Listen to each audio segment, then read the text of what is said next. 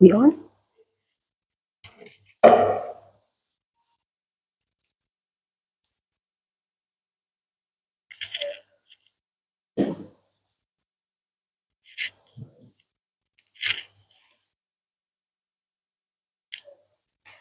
Okay. Good evening to the panel, especially invited guests, ladies and gentlemen, to those present and to those joining us online. It gives me great pleasure to welcome all of you here for an evening that promises to be not only informative, but also empowering. Health, mental wellness, and stability is today's theme, and it is my hope that by the time you leave here this evening, you leave equipped with some knowledge and life tools that can assist to help you to navigate this difficult road called life. Today, I'd like to ask a special friend of the association to give this evening's opening remarks, Mr. Davison Ishmael, who in his professional capacity acts as the minister in the Ministry of Health and Wellness, and is one who is passionate about the health and well-being of those around him, which is evident in his efforts to get persons up and moving with his Keep Fit programs. Mr. Ishmael is here today to lend his support to this worthy cause. Mr. Ishmael, I welcome you.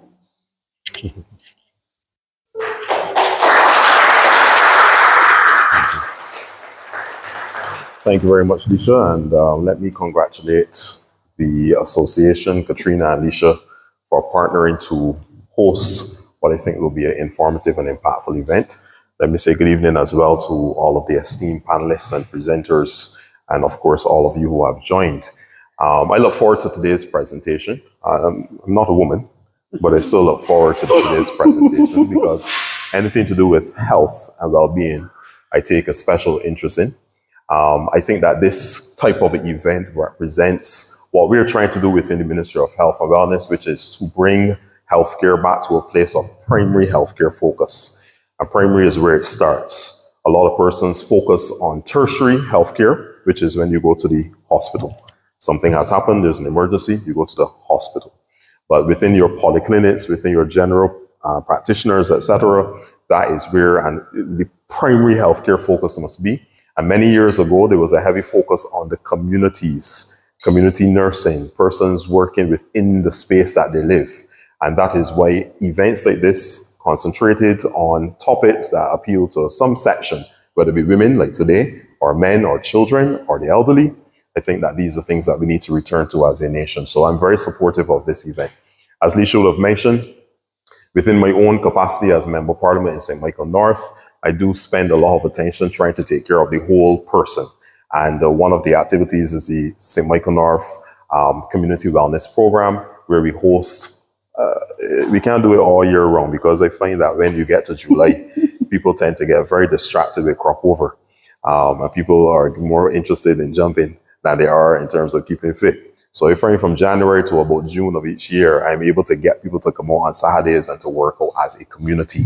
And then we have conversations relative to health and wellness as well. So I'm pleased to be here. And without any further ado, I'm not a presenter, so I'm not going to be here speaking for very long. So with that, I want to thank you for the opportunity to be here. You have my full support and blessing. I look forward to the information that we shared. So presenters, I look forward to the conversation. Thank you so much.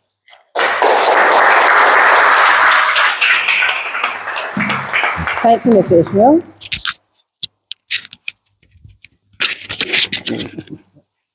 Okay, next.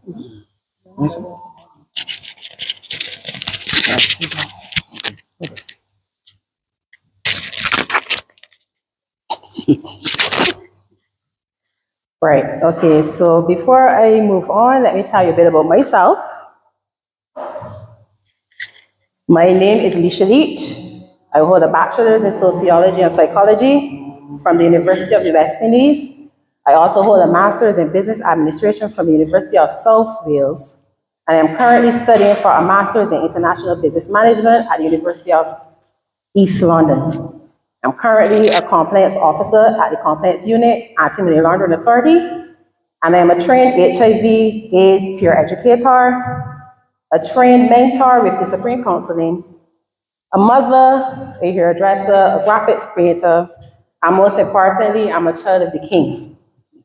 My purpose for doing these talks is to educate and raise awareness of these conditions, to encourage women living with these conditions and to assure them that there is still life beyond these diseases.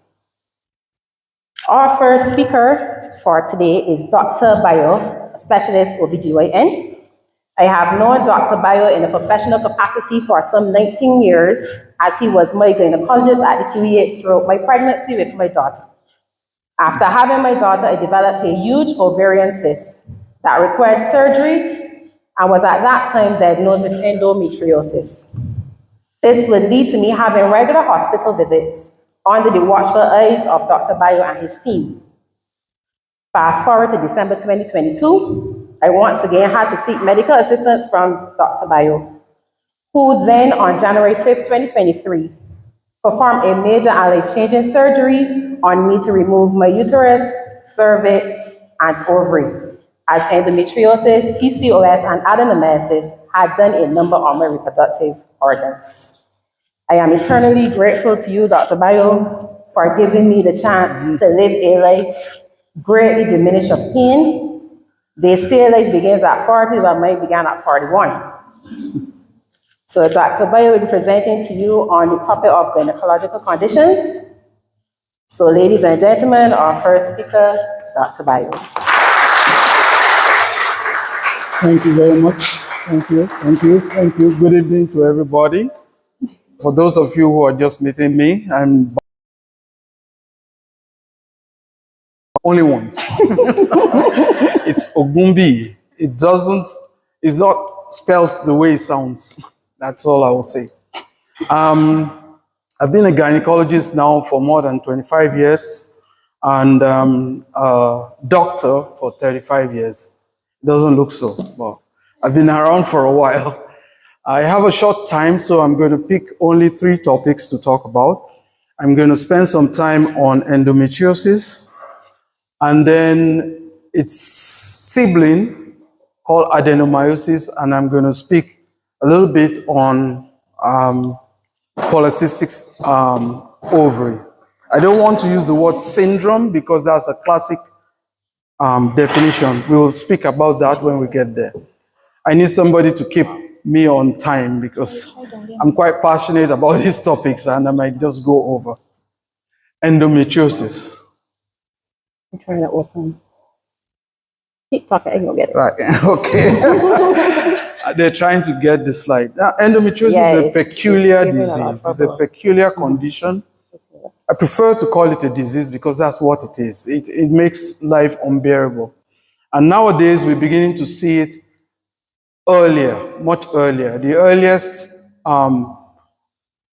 female that we diagnosed with endometriosis in Barbados, as far as I know, was 15 going on 16, and at least a moderate degree of endometriosis. What is endometriosis? I will try to keep it simple. This is a slide that I prepared for doctors, but I will try and not go through it in that capacity. Endometriosis is, you're going to hear this term throughout the 3 presentation, is an epigenetic condition. What does that mean?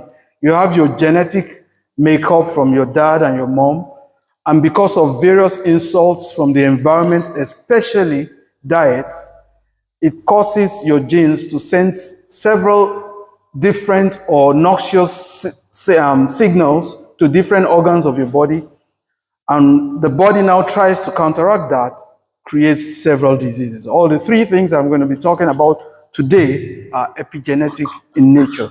That's the new insight that we have.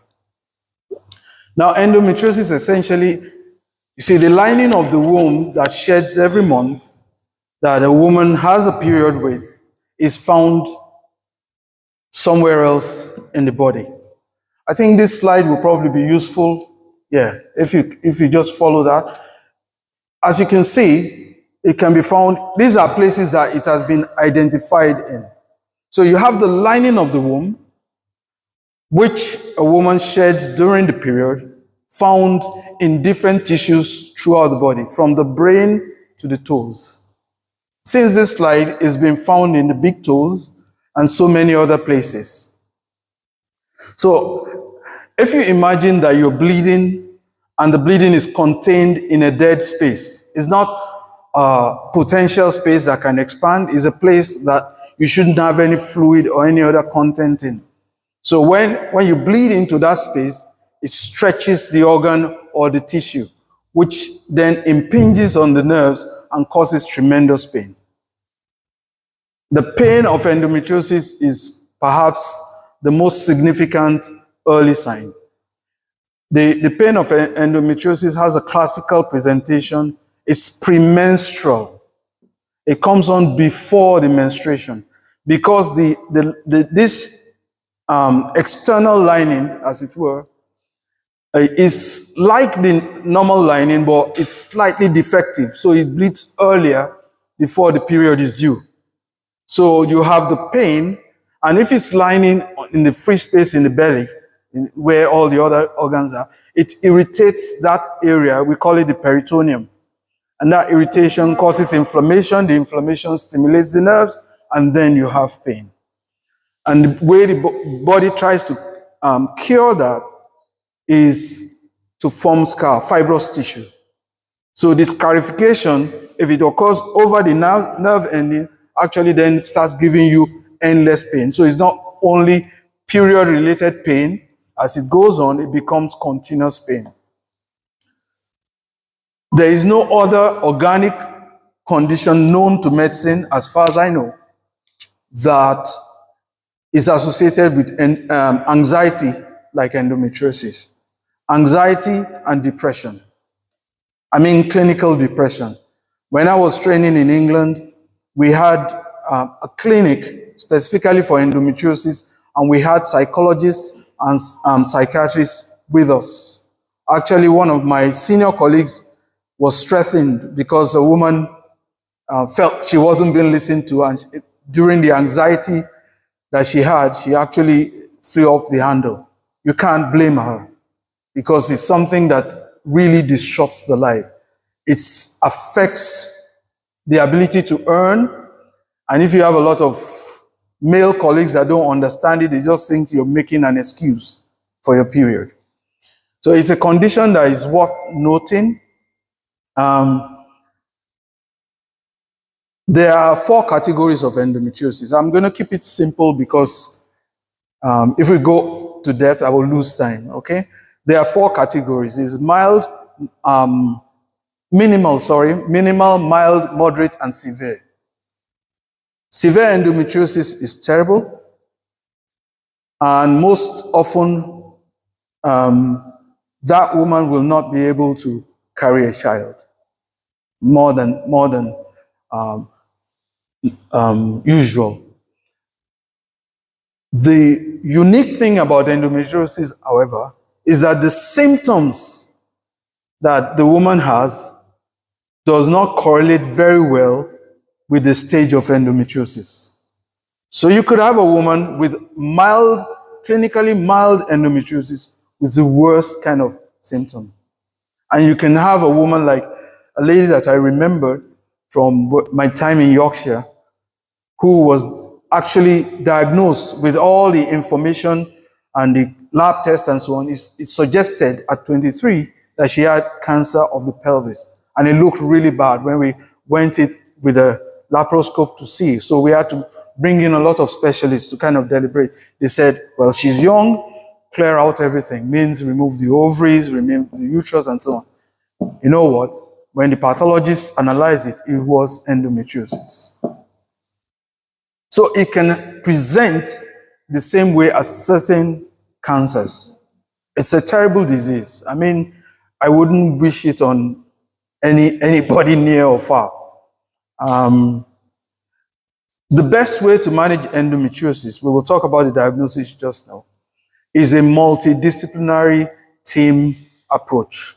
That is one thing that is lacking in Barbados.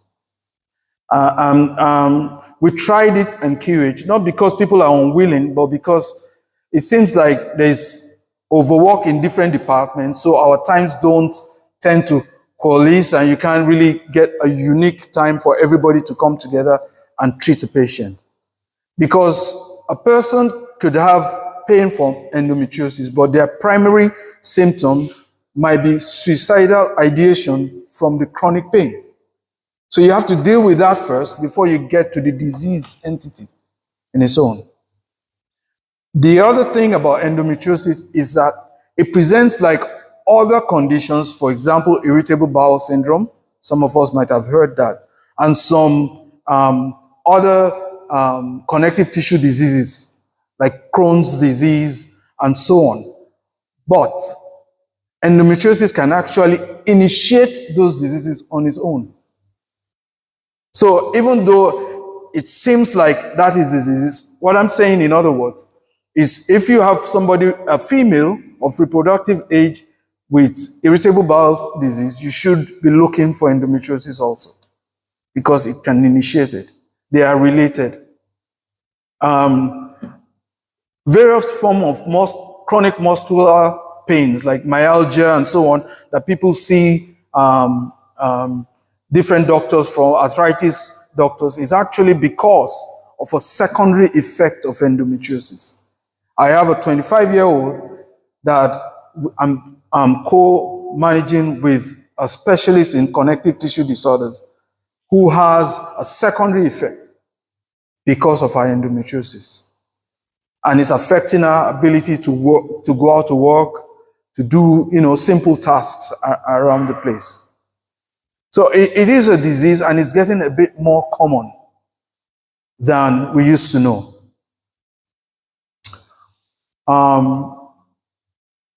The diagnosis of endometriosis, there is a gold standard to it. All right? The gold standard is a laparoscopic approach, which is to put a lady to sleep, put a camera into the belly, and actually visualize it. The cameras can be magnified, so if it's a tiny bit, you can actually magnify so you can see it. Endometriosis is like a volcano in many ways, where the lava is actually deep within. You see in the orifice, and you say, oh, that's a small mouth. When it erupts, it disrupts everything. Actually, if you divide the lesion, one lesion of endometriosis, into 5 parts, only 1/5 will be above the surface. That is why it is advised, just to throw this in at this stage, that quote and unquote burning endometriosis during management, you've heard about cautery, diatomic cautery, is not advised, because what you're doing is mowing the lawn, but the grass will go back. All right?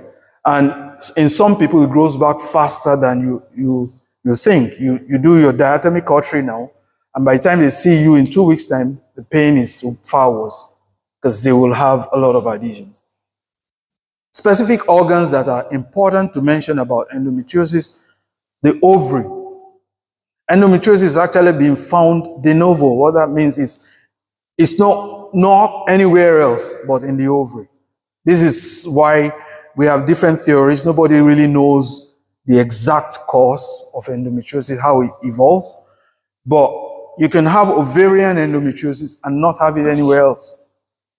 That is a difficult condition to deal with, very, very difficult, because it affects the viability of the eggs, so that when the woman now decides to get pregnant, it may be difficult to do so naturally. It is important. I mean, some of us might have heard about chocolate cysts. That's a common word that is used for it. Endometrioma to the gynecologist. It actually degrades the egg that is produced and shed. So you can do everything right, but when the egg meets the sperm, they go their separate ways. They never do the job because the egg is degraded. And that can be quite frustrating.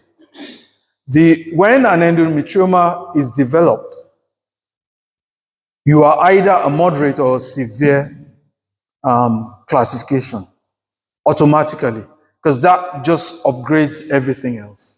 One of the other things that endometriosis does cause that creates a lot of problems, including bowel symptoms and sometimes symptoms of bowel obstruction that necessitates parts of the bowel being removed, are adhesions or stringy scar tissue that actually constrict parts of the bowel.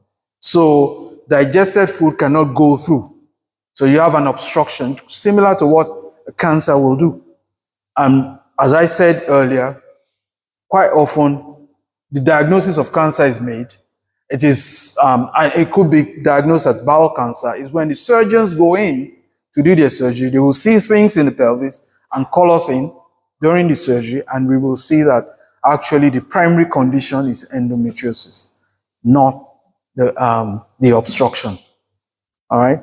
So let me talk a little bit about what is acceptable in primary care, because I think that's very important.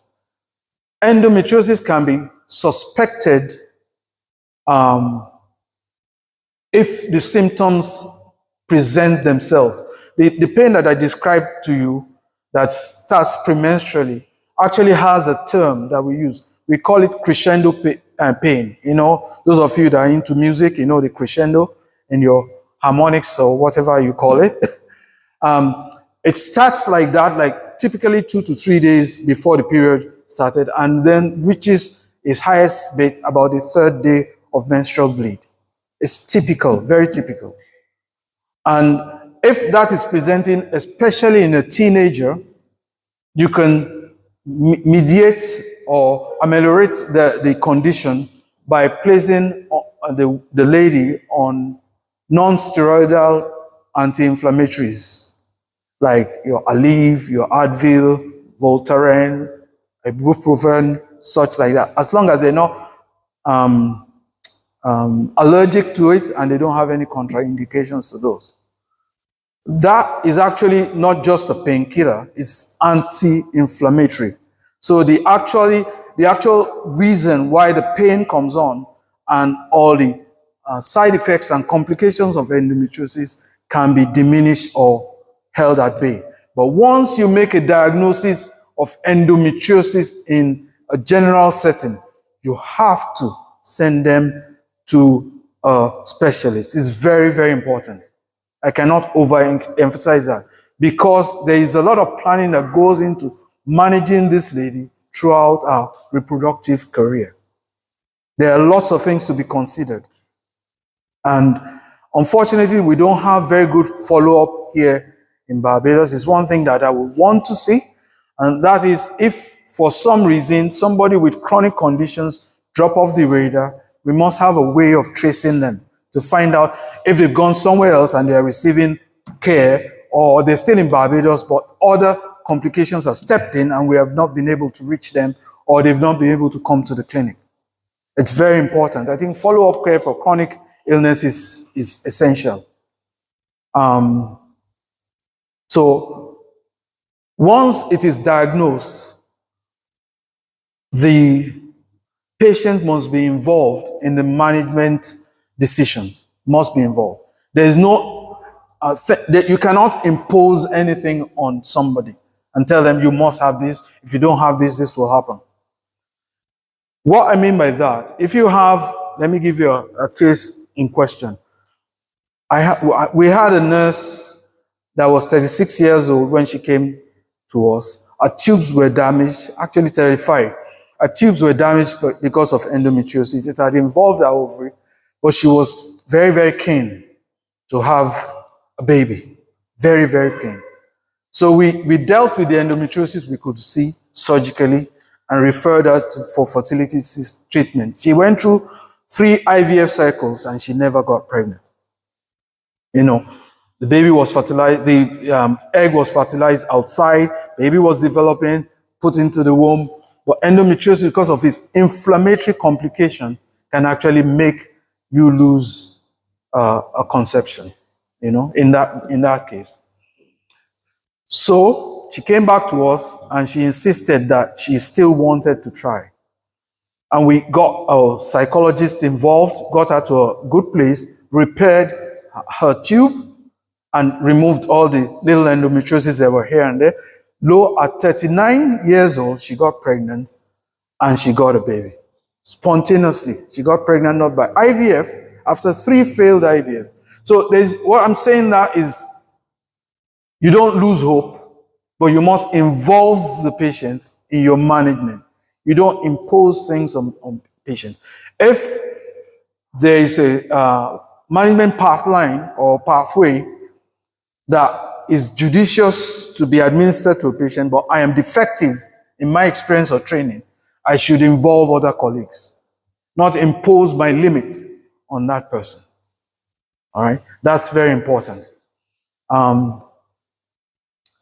Unfortunately, the earlier endometriosis is diagnosed, the more likely the woman would lose her reproductive organs before menopause, usually around the age of 40, plus or minus 2 or 3 years. Because the hormonal interplay, as we will talk a little bit during the polycystic ovaries, start to go through a different regime as opposed to how it was from the times the lady starts seeing a period to around that age. You know, you have different hormones going through different channels and different stimulations and so on. Don't want to bore you with the complications, but it becomes difficult for the endometriosis to be controlled. All right? And surgical intervention, radical surgical intervention, usually it becomes unavoidable. One last point I will say about endometriosis, I'm sure I've left out a lot of things, but you can ask questions at the end, is the fact that pregnancy delays the symptom. So if somebody has endometriosis and is diagnosed early and they have desire to have a baby, if you get pregnant, you tend to delay the symptoms and the worsening of the condition, say from mild to moderate to severe, by about 2 to 5 years on average. If you have 2 children within 2 years, that's a child 9 months old, you got pregnant after 9 months and so on, you're actually delaying for at least 10 years.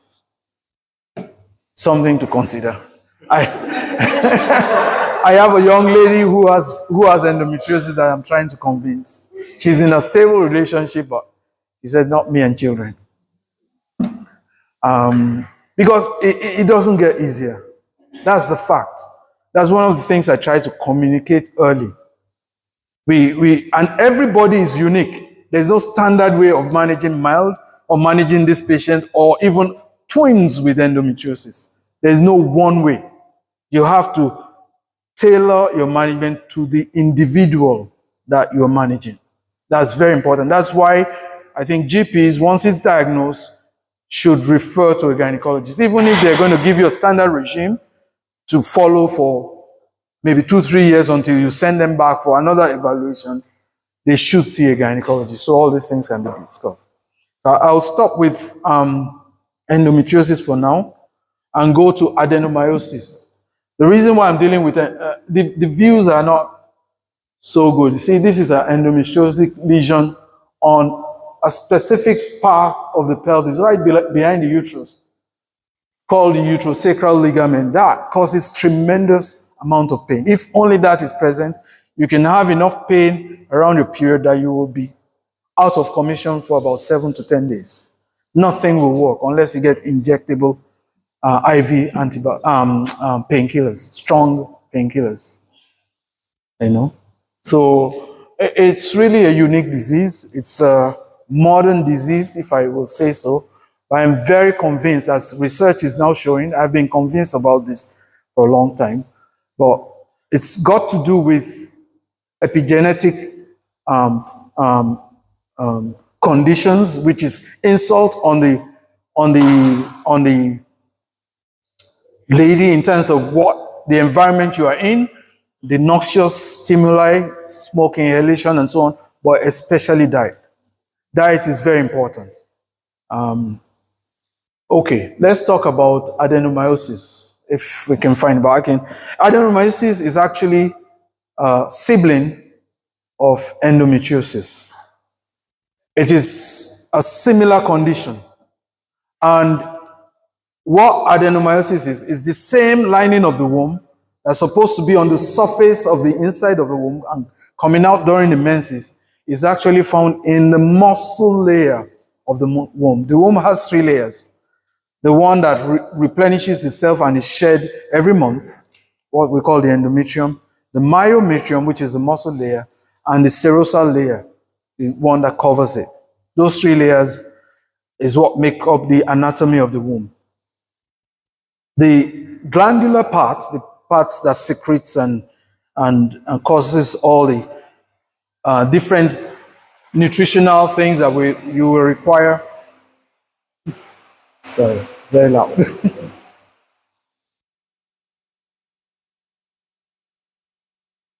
Right.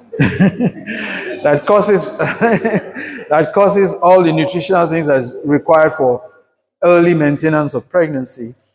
That part of the womb, the endometrium, is not supposed to be beyond what we call the lamina propria. There is a, like, if you like, a layer it envelopes and keeps it away from going into the muscle layer.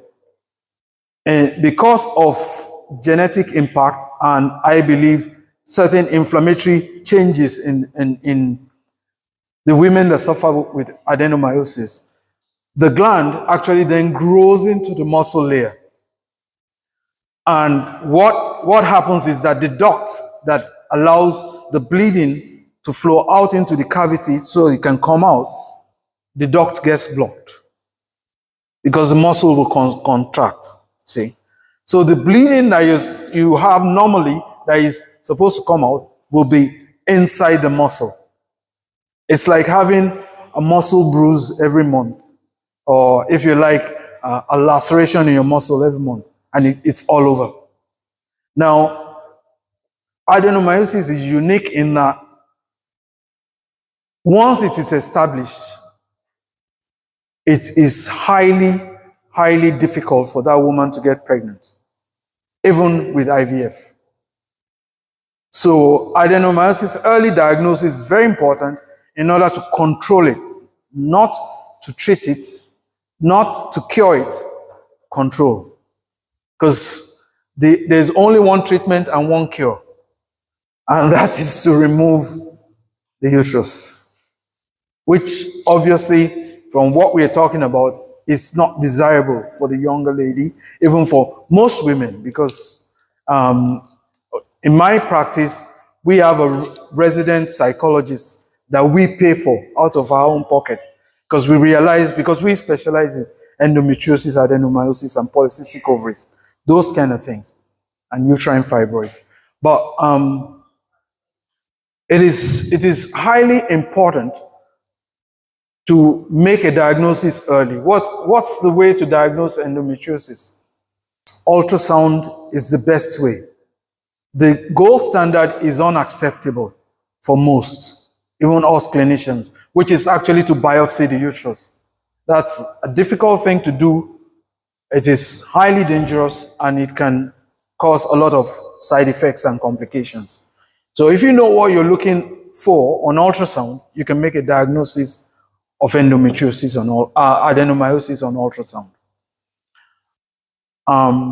Adenomyosis is associated with tremendous period pain. The pain of adenomyosis doesn't start before the period. It's with the period, but it can last long after the period is due. That shows you how bad it's getting. The longer it stays on for, the more you see it's getting worse. And the other thing that it does is it actually increases the surface area of the lining of the womb, so that the actual amount of shedding that you do every month becomes a lot. So you have a lot of bleeding with adenomyosis.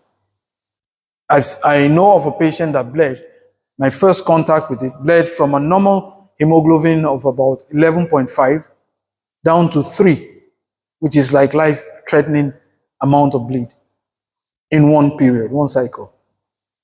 That's like 5 pints of blood, losing 5 pints of blood in one cycle. You know, so it can be quite dramatic in its presentation. It can be controlled in terms of the inflammatory. The NSAIDs, the same medications I talked to you about, are very useful in people that don't have allergies or contraindication for them.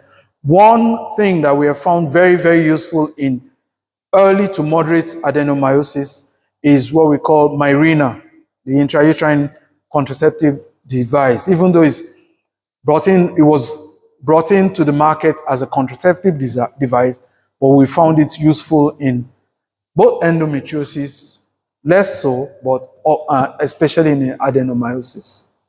All right. But the management pathway is also unique and has to be discussed with each person. I will leave those for the question time. Time up? 5. Oh my God. You see, that's why I didn't want to go with the slide. I think we would have just gone through. Let me see polycystic ovaries. This one is a big passion of mine because it affects you beyond your reproductive years. Polycystic ovaries is a genetic disease. People will tell you it's a hormonal imbalance. Hormonal imbalance in polycystic ovaries is a secondary effect, not the primary problem. The primary problem is the inability of the lady, their body and their enzymes and so on, to handle high simple blood sugar. You know, for example, if it's a precursor to diabetes, we'll speak about that just now, in most women. Most polycystic ovaries that are not controlled, if you have 100 women with polycystic ovaries and they're not diagnosed or controlled, by the time they're in their mid-30s to 40s, 2/3 of them will become diabetic, secondary diabetes. That is established. So, most people know about polycystic ovaries as a syndrome. You're born with it, unfortunately. And the carrier of the genetic material is typically the father, not the mother. That actually gives that gene to the lady that suffers. And it can be suppressed from one generation to the other. So you might have the grandfather pass it on. It's not expressed through the son, but the grandchild, the female child to the grand will have it. It's very complicated, but it's a unique condition. What does it cause? It causes amenorrhea, menorrhagia. What does that mean? You can go for up to from 2 weeks beyond your normal menstrual period. So you have your period every month, and then you go 2 weeks without a period. You think you're pregnant, you're not pregnant, or as much as 2 years or even longer. I've seen somebody with 5 years without a period. That is when you have the syndrome. Typically, what polycystic ovaries does is causes the ovary to produce more male-type hormone than the average woman should produce. I didn't misspeak. We all have the same types of hormone. We all have. It's the amount that is different. Male and female. It's the amount that is different. So, and if you want to think about it simplistically, you will say men don't have periods. So the worse it gets, the less period you will have. That's simply it. But it also brings on some characteristics that men have, which is central obesity, getting big in the middle, hirsutism, developing hair in various parts of your body that you don't like, and going bald or losing your hair on your head. And it's also associated with fertility issues, a lot of fertility issues, all right? Especially not being able to get pregnant. I've told you about diabetes. Diet is very central to its management. I spend at least 15 to 30 minutes in my practice with any newly diagnosed polycystic ovarian disease to tell them about diet. I have some successful some success with that. Some of the ladies, I have a lady that comes all the way from Guyana to see me. She's doing very well. Now she's having a period every month without medication because she adjusted her diet and lifestyle. It can be done, but it takes a lot of discipline. And last thing I would say is that with polycystic ovaries, you can do well for up to 2 months, and it actually creates a sugar binge, a weekend sugar binge in you. And then you go 3 days eating everything sweet. You've done, you've lost those 2 months of being strictly disciplined. So it takes a lot of discipline. I emphasize that. But because of time, I will stop there for now. There's a lot to talk about, especially for endometriosis and polycystic ovaries, because I think it's becoming endemic in Barbados. I do scans for different practices. 1 out of every 3 ladies I scan for gynecological problem have polycystic ovaries. And that means this generation coming up, you will have, if they don't control it, there will be a lot of type 2 diabetes coming up. It's better to prevent that rather than cure, all right?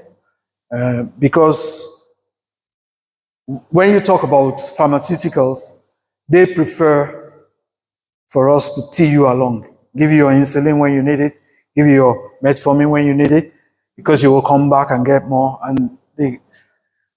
But I think for a small nation like Barbados, it is important, the amount of polycystic ovaries that we're diagnosing, to actually zero in on preventing the secondary complications. Because once you have diabetes, you have other things, kidney disease, hypertension, and so on. Thank you very much.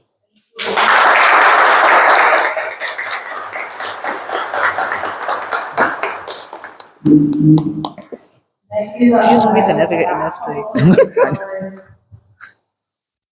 Informative delivery. I am sure you all have a lot to take away from that presentation and a lot of questions as well. We will have a Q&A at the end of all the presentations, so write down your questions and keep them for the end so we can have that discussion. My endometriosis journey was not an easy one, but through it came some positives. It opened gateways to some long-lasting friendships and support systems. One such friendship is that with my friend Katrina. Katrina Ali, CEO and founder of the Katrina Endometriosis Men's Health Association. Katrina Ali, also known as the Endolennis, is a multifaceted individual with a remarkable journey. As the founder and the executive director of Chemo, that's what we call it for short, she has established herself as a nurse, entrepreneur, and advocate for women's reproductive health. With a strong voice against gender-based violence in reproductive health challenges, Katrina also serves as an international career advisor, wearing many hats in her professional life. Her personal experiences as a survivor of endometriosis and PCOS have fueled her passion for women's health. Katrina's inspiring story encapsulates her in her time to live a change purpose. And she dedicates herself to helping girls and women one at a time. Her unwavering commitment to making a difference in the lives of others is a testament of her resilience and compassion. I now bring to Katrina.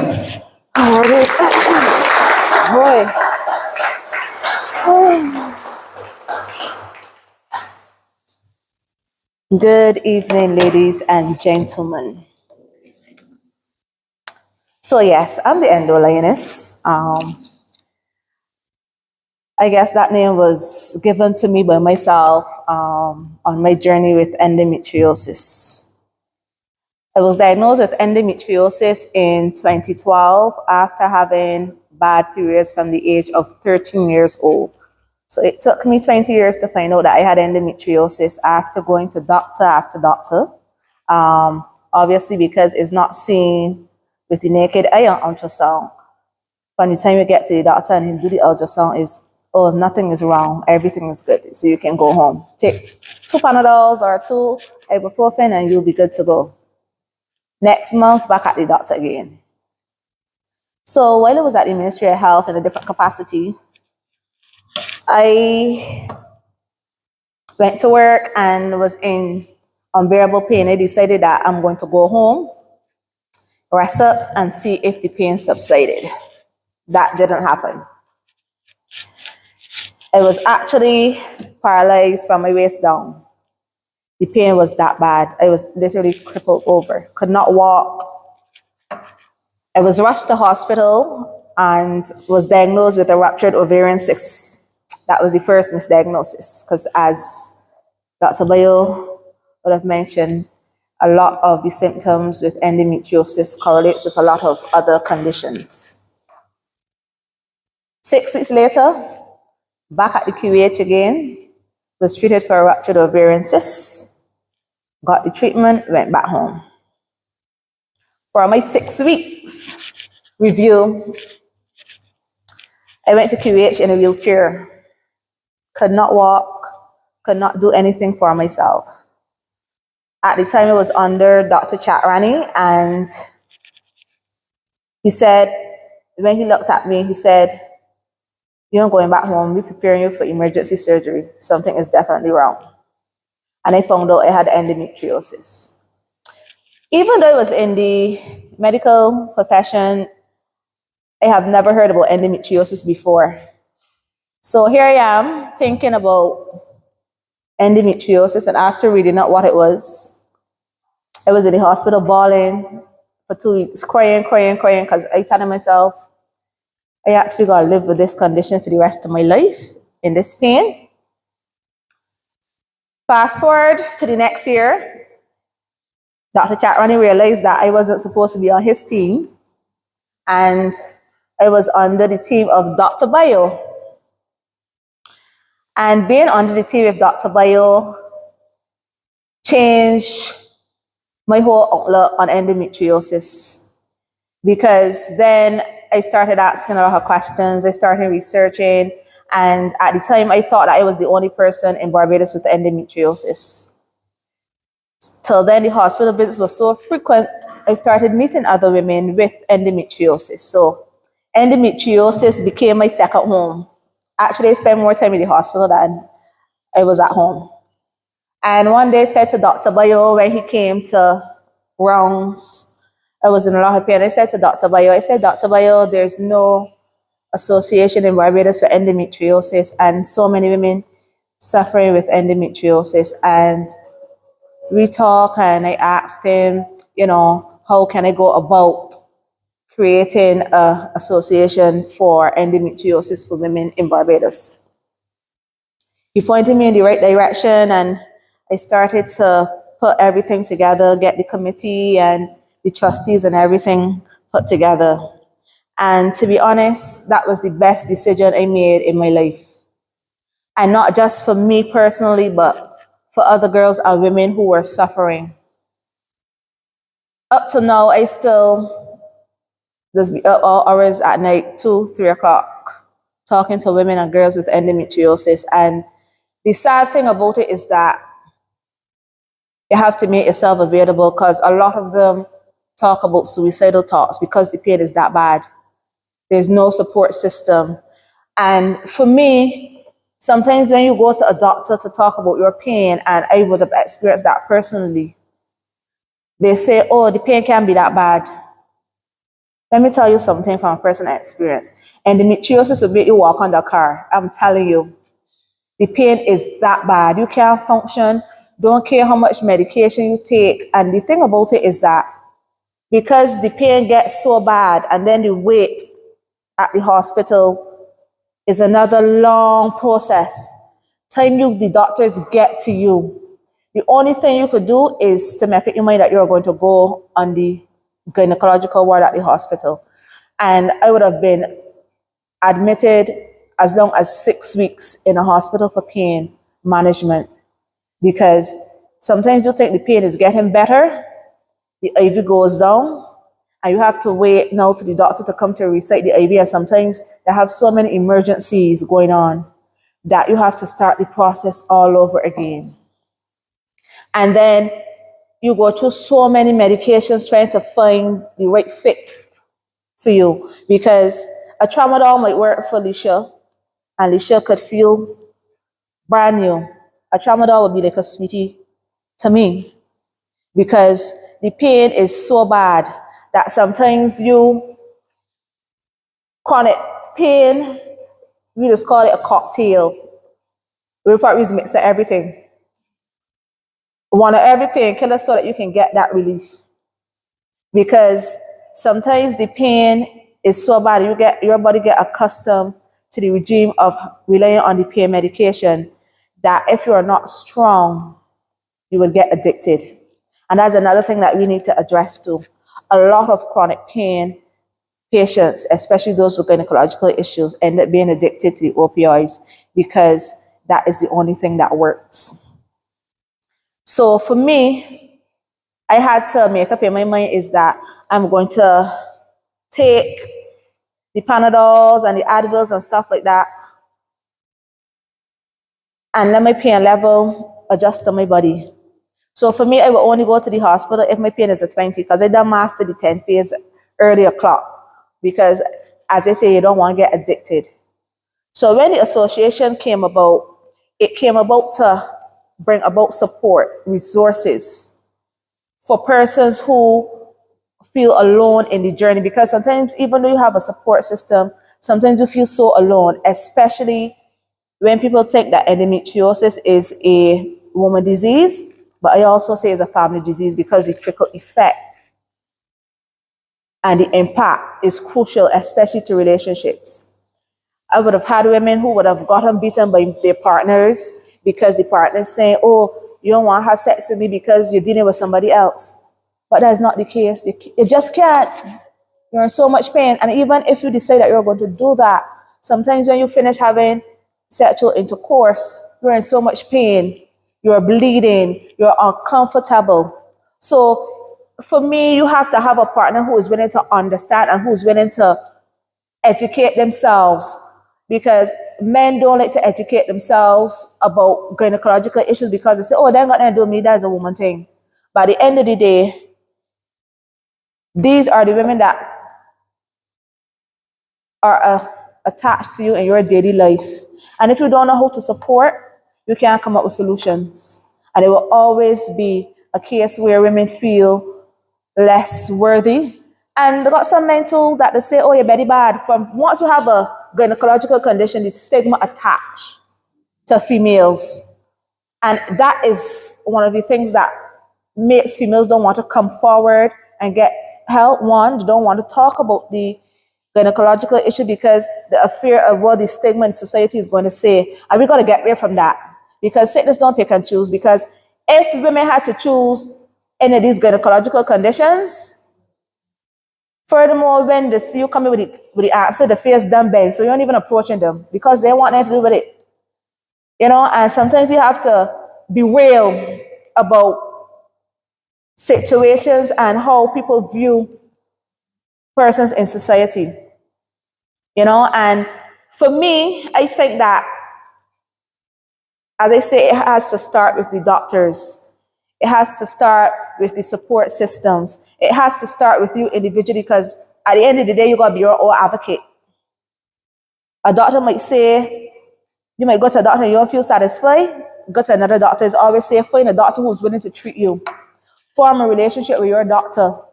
I'm telling you, if my finger hurt me, I would take out the phone and call Dr. Bayo and say, oh, my finger hurting me. There's a different kind of pain. There's a new pain. What do you think? I come here to see you. Because at the end of the day, we have to take care of us. And the only way you can take care of us is if you educate yourself about the condition. 1. 2, don't be afraid to ask questions. 3, get involved in your care. Because a doctor could come and say, I want to operate on you next week. And you're not comfortable, make sure you exhaust all of your options. And make sure you have a doctor who's going to sit down and tell you, well, listen, if I do X, Y, Z, these are the repercussions. This is what is going to happen. Because When most women with adenomyosis and endometriosis, sometimes the only end result sometimes is a hysterectomy. And sometimes you have a hysterectomy and it still doesn't do anything because the endometriosis is on the bowels, is on the bladder, is on so many different areas. It affects the sciatic nerve. And for me, personally, when I have a flare, it's like you just gotta watch how you're walking because you just fall down and think, yeah, so you just be shamed. I remember one day time I was going to an appointment and they got my car very sweet, dressed down and thing looking nice, walking at the hospital, and you know everybody know you're speaking. Tutus, when they look, you can feel the fall coming on, right? But you're still trying to walk fast to get in so nobody will see you fall down. So the man that was washing the car ran up to me. He said, "Sis, you good?" I said, "Yeah, man. I'll just trip up there. That's why." He said, "Man, come here. If you don't speak to me just now, but I left you down there, though." Right? So it's like you have to be aware. You have to know your body. You have to know when it is time to go to the doctor. And I just tell persons with gynecological issues, "Oh, you gotta know when to go to the doctor." Me, I stubborn. I just wait till nothing else ain't working that I exhaust all my options. Even though the doctor say, "Man, it's time to come," I ain't want to go because I ain't want to go in hospital. So I do all kind of things. But at the end of the day, sometimes you just gotta give in and go because the pain is intolerable. And it affects not just your period, but it affects your life. And I know you're gonna get some licks for this, but my back broad, so I went to take my licks. But I think that we gotta start advocating for menstrual leave because women with gynecological issues need menstrual leave, and I can be honest with you. Back in the day when I was working in a different capacity in Ministry of Health, my boss knew when my period was coming better than me, and he was a male, because he knew that when that last week of the month come, I can't work. The pain is that bad. You're at work and you're trying to struggling and you want to get work and stuff like that. You're vomiting, you can't do nothing. You gotta go back home. So for me, I know that it's not a win-win situation because this is what I say. If I gotta get a week home every month, I gotta go to the doctor to get sick leave. And my NAS paying, so I can get back my NAS money. If we come up with some kind of solution for menstrual leave, one, it could be an option where you could work from home because in COVID, you had to facilitate a lot of things that weren't the norm. So I think that in workplaces, bosses that can come together and find a solution where they not only just incorporate those who have gynecological issues in regards to the menstrual leave, but to facilitate where you can be productive in your own space. You might not be able to function at work, but you could take medication and later you better do your work on a computer and still be productive.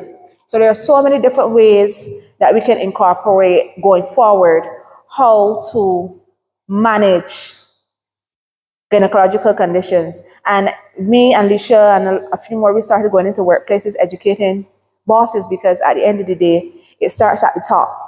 And if you understand what it entails to have any of the gynecological issues, then you would understand when your employee operates on a certain level. Because at the end of the day, when you really look at it, sometimes 80% of some of these workplaces are females. And every 1 in 10 women have endometriosis. So do the maths. So we have to start looking at how are we going to go forward as a society? How are we going to operate?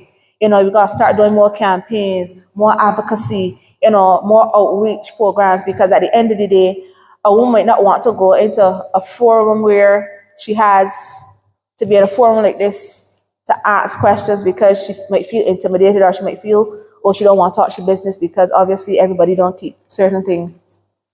But when you have support groups or you have one-on-one conversations, you find out so much things that sometimes is below your cool. So I want to say that the association went from pain to purpose.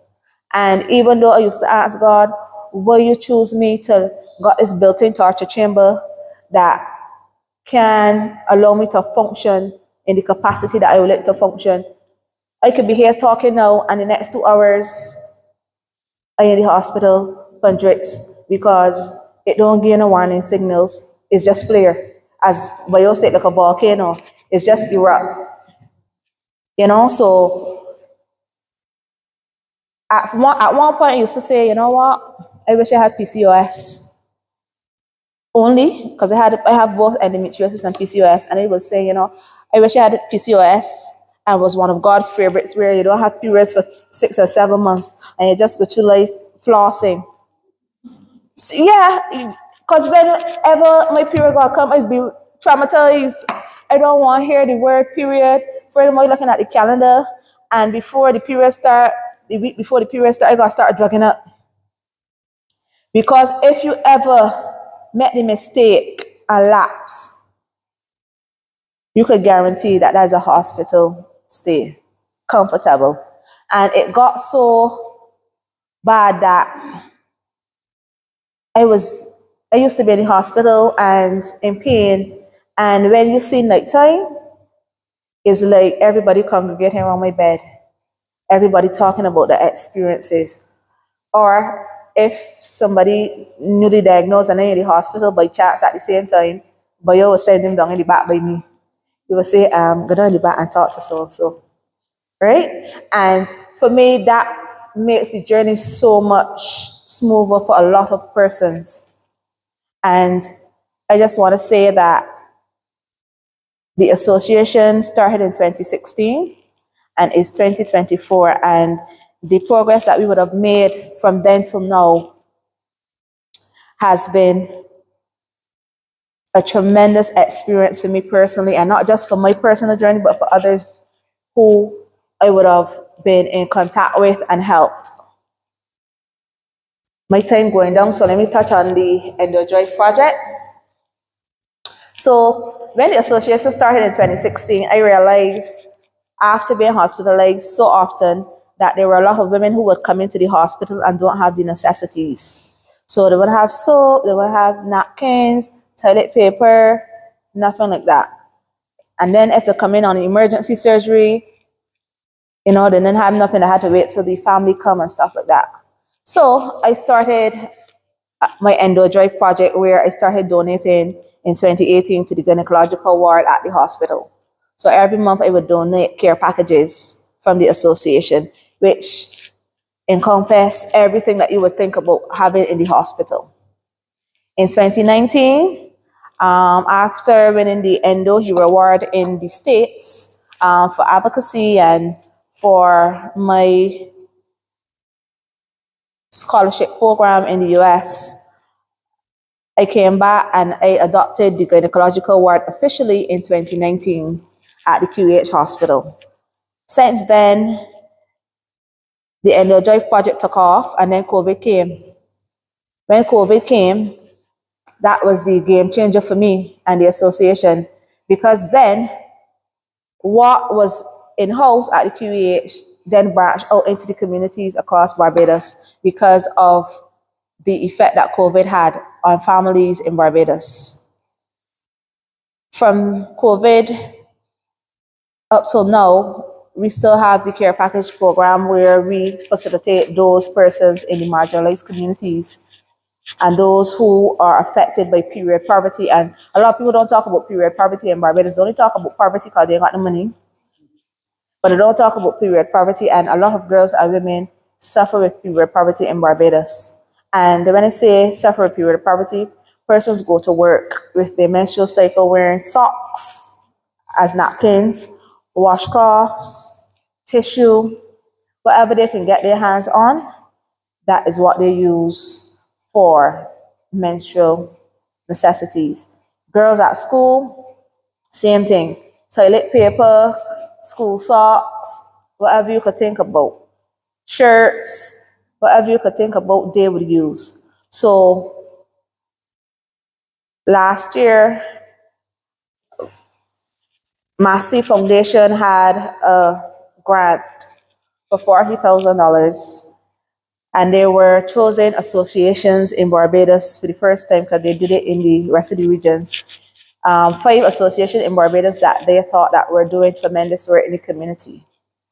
And we were one of the recipients of that grant. Since then, we branch out, and even though we do the care packages for the QEH every month, we also supply 150 women every month consecutively since last year till now, and that would run up to 2025. And for me, it's a tremendous feeling to see the changes that take place when you prepare these care packages. Last month, last month, Leisha, myself, and Ronell, we decided that we had to do a rush order, which was 100 bags one time. And it was fun, but it was pressure. I'm going to say pressure because the thing about it, everything come in boxes. So you got to undo the boxes first, unpack the boxes, and then start to pack the bags. When you start to pack the bags, then it's like you're packing the bags, but you're making sure that the bags got everything. Because when you look back, when you finish, you realize, oh, this bag missing a cream, or this bag missing a roll-on, you know? And I find that a lot of people don't understand how important or how vital these care packages are for persons in the marginalized community. And every day we get persons reaching out, and every day we add another bag and another number. And for me, I take pleasure in actually sitting down and using my time to make sure that these care packages are prepared with love. Because at the end of the day, when persons get these care packages, there's always a positive response. And if you be realistic, sometimes you have a household with a mother who has 3 girls. She herself is still having her menstrual cycle. 2 out of the 3 can use certain napkins, so you gotta buy the expensive napkins. And we know how much the expensive napkins just cost, up in the 20s and all kind of thing. So back in the day, we probably would have used a little steer, a little confidence, and feel like, you're doing the most. You can't do that now. So here is a mother barely surviving, and she has to buy napkins for herself and 3 more. And even persons with gynecological issues who don't work and have a period for a month, sometimes 6 weeks, on and on. So all of these things are things that we try to do at the association. Not just be a support system, we have a psychologist as well attached to the association, because a lot of persons, as I say, talk about suicide because of the debilitating pain they experience. We also have gynecologists as well, Bio and 2 more, who, for me, I try to find out exactly what it is that you are dealing with, so that when I contact Bio, I could say, I have a female who is experiencing XYZ, and I am sending her to you tomorrow. So sometimes it will be a case where Dr. Bio fully booked, but that one call, he knows when I call that it is very, very important to help this individual. And I just want to say thanks so much over the years for your contribution, and always being able or willing to come in these settings, not just to educate women, but also to enhance some of the knowledge that we would have already known. And I always say a good doctor is hard to find. Because if you ain't got a good doctor, you're in shambles. And if you can't have a doctor where you can actually have a conversation and get involved in your care, then you have a serious problem going forward in regards to treatment and pain management. And pain management is one of the crucial things that any gynecological condition warrants. I want to say thanks so much for everyone for coming out this evening. And I am glad that I was able to share a little bit about the association and the direction and where the association is going, because we're actually looking now to incorporate support for mothers who would have lost children. A lot of people don't focus on that. And women with endometriosis, adenomyosis, PCOS goes through a lot of miscarriages. Sometimes you go up to 4 or 5 months and you lost the baby, and you get the little counseling that, would be offered at the hospital, but after that, what happens then after that? The trauma that you go through as a woman, losing a baby is hard, and nobody ever facilitates, this, oh, you could go again, like you're having a drink or something.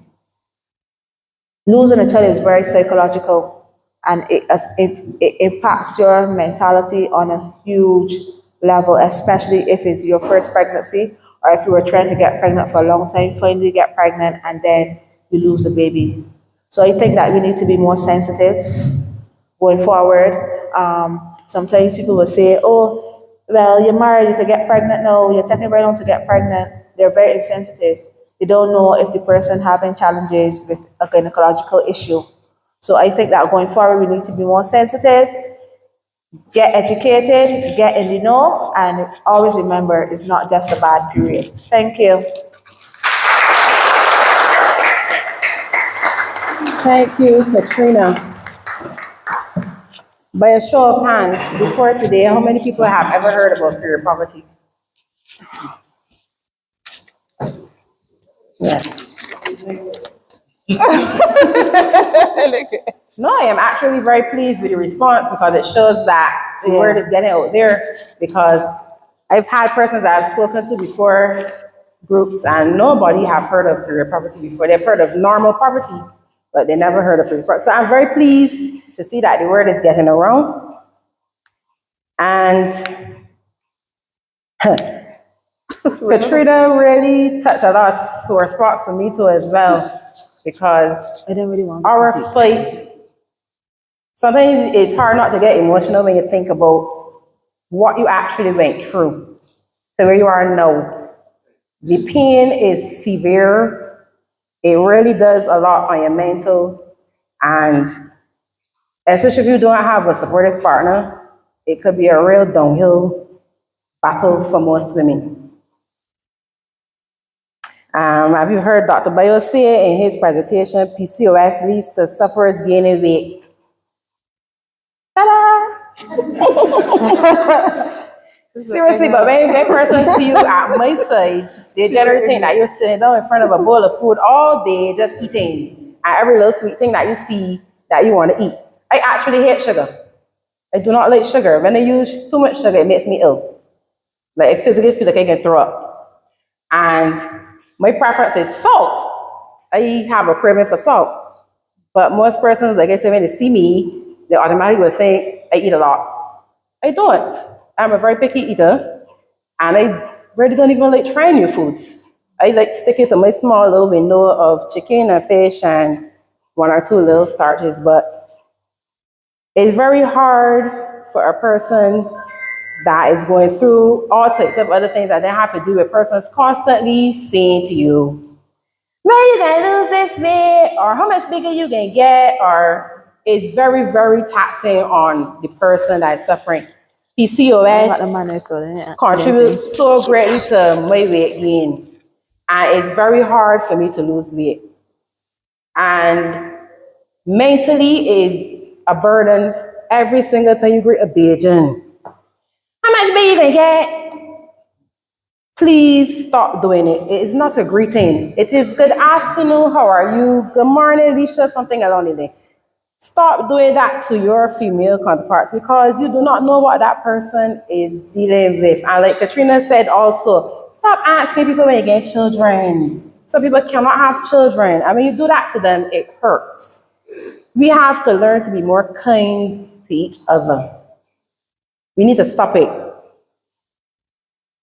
My types of surgeries that I had can greatly lead me into menopause at an early age, because, like I said before, for those who have missed it, I no longer have one ovary, I do not have a cervix, and I do not have a uterus.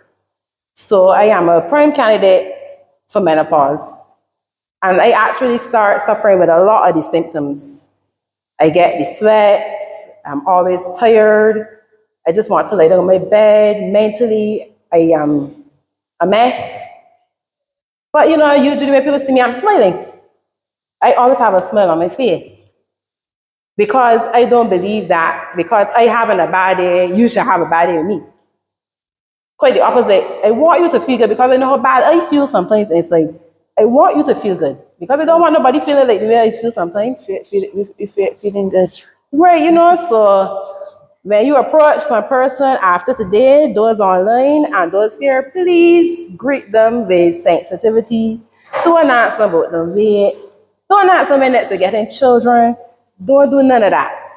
Just say, hi, how are you? Every person wants to talk and you have a moment and you can listen to them for 2 seconds, do that, but just be kind, please.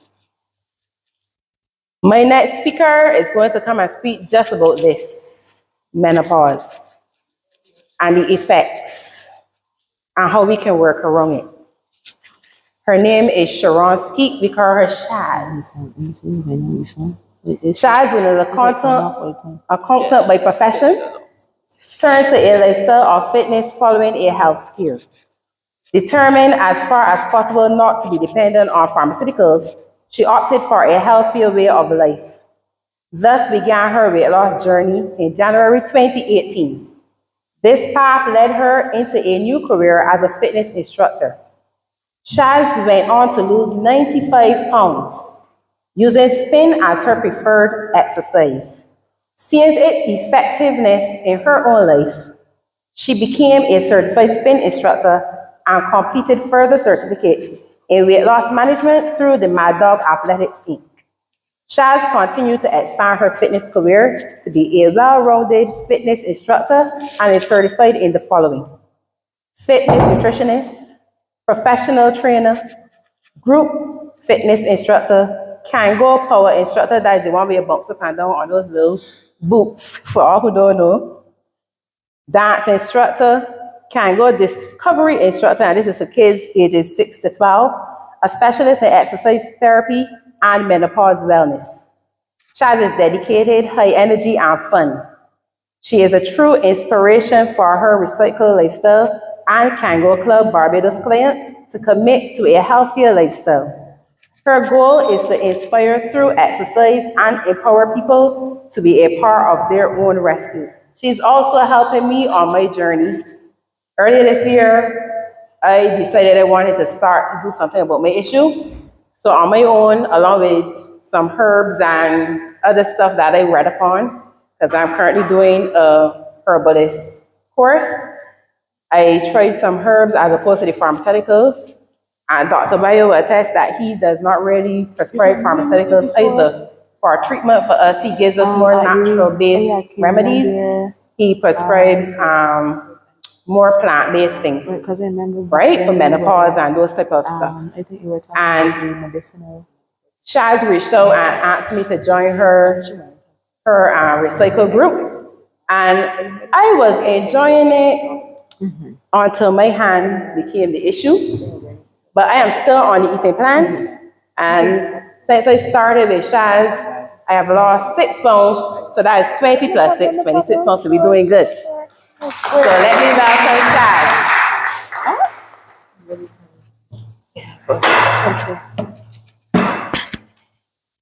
Give me my microphone, because Katrina's on the microphone.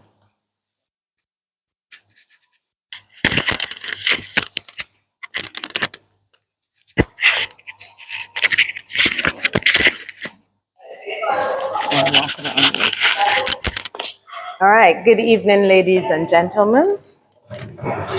You just heard a little bit about my story. You heard 95 pounds. You're wondering where, right? Well, I used to be a nice plump 215 pounds at 5 feet, 3/4 of an inch. And you're going to give me my 3/4 of an inch, okay? It is mine. And blood pressure was 183 over 127. And I went to the doctor and he prescribed 6 months of high blood pressure medication. The first tablet floored me. The next day after going to the doctor, I got a call. My granddaughter, yes, I'm a grandmother. My other grandmother died. And that was my wake-up call. I got up, I went, I bought a meal plan. I started spending 4 days a week, and that 95 pounds went.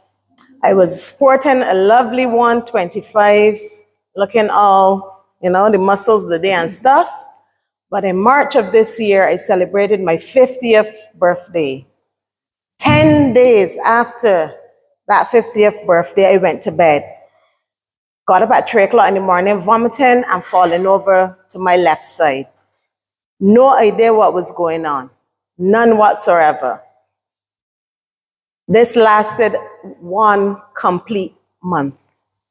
I could not walk. I could not drive. I got fed up. I called people because my rest was getting restless. So I called someone and they dropped me to the gym, and I went to the gym and I taught my class and I started to feel better. So I said, something isn't going on right here. I was invited to attend a fitness convention in Dallas, and lo and behold, one of the courses they were offering was menopause wellness. Well, I jumped on board because I've later found out that sickness that I had in March of this year was all menopause related, all of it.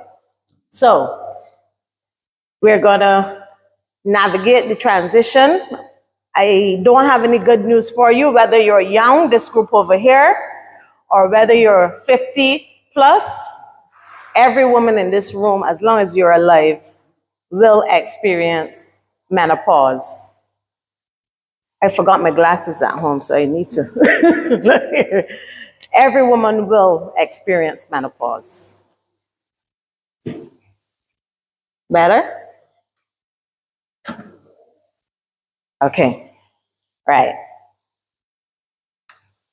So this evening we're going to look at the definition of menopause, the stages of menopause, causes, symptoms, complications, nutrition, exercise, and lifestyle changes. Menopause and perimenopause are the natural phases in a woman's life that marks the cessation of the reproductive capability at the time of midlife. It usually starts around between 43 years old, I would say, and can go on for a few years. The average age of menopause, however, is 51. All right?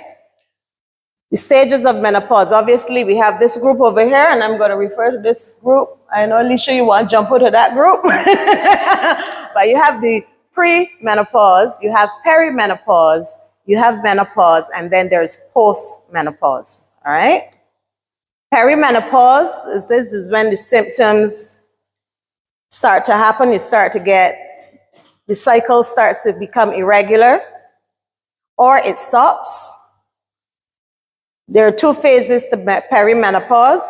The first phase is when the body gives you that last boost of estrogen, and it says, make me one last baby, right? That's why you see a lot of women pregnant in their 40s, right, Dr. Bio? And it's because they were just out there having fun.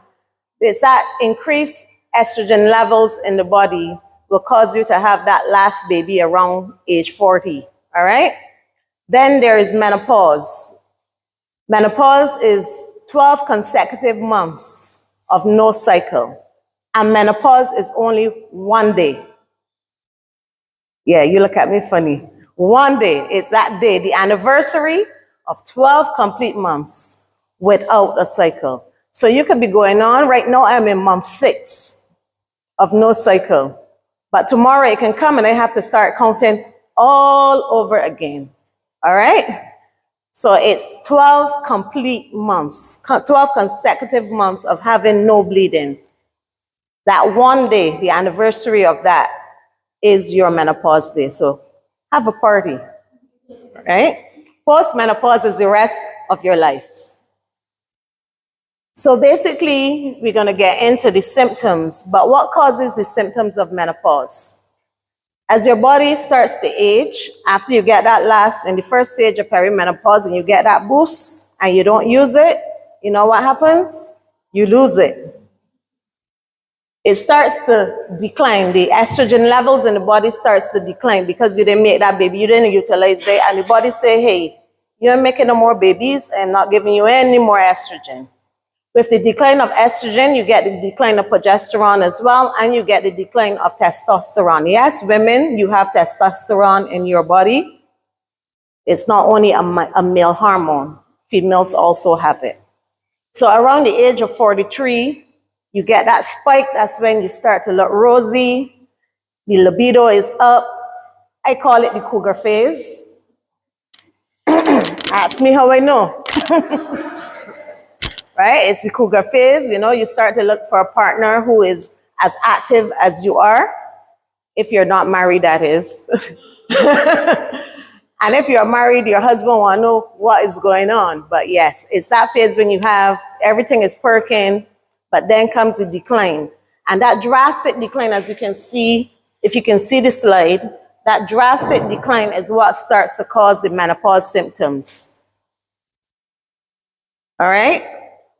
The causes of menopause. You have the natural decline of the reproductive organs, that the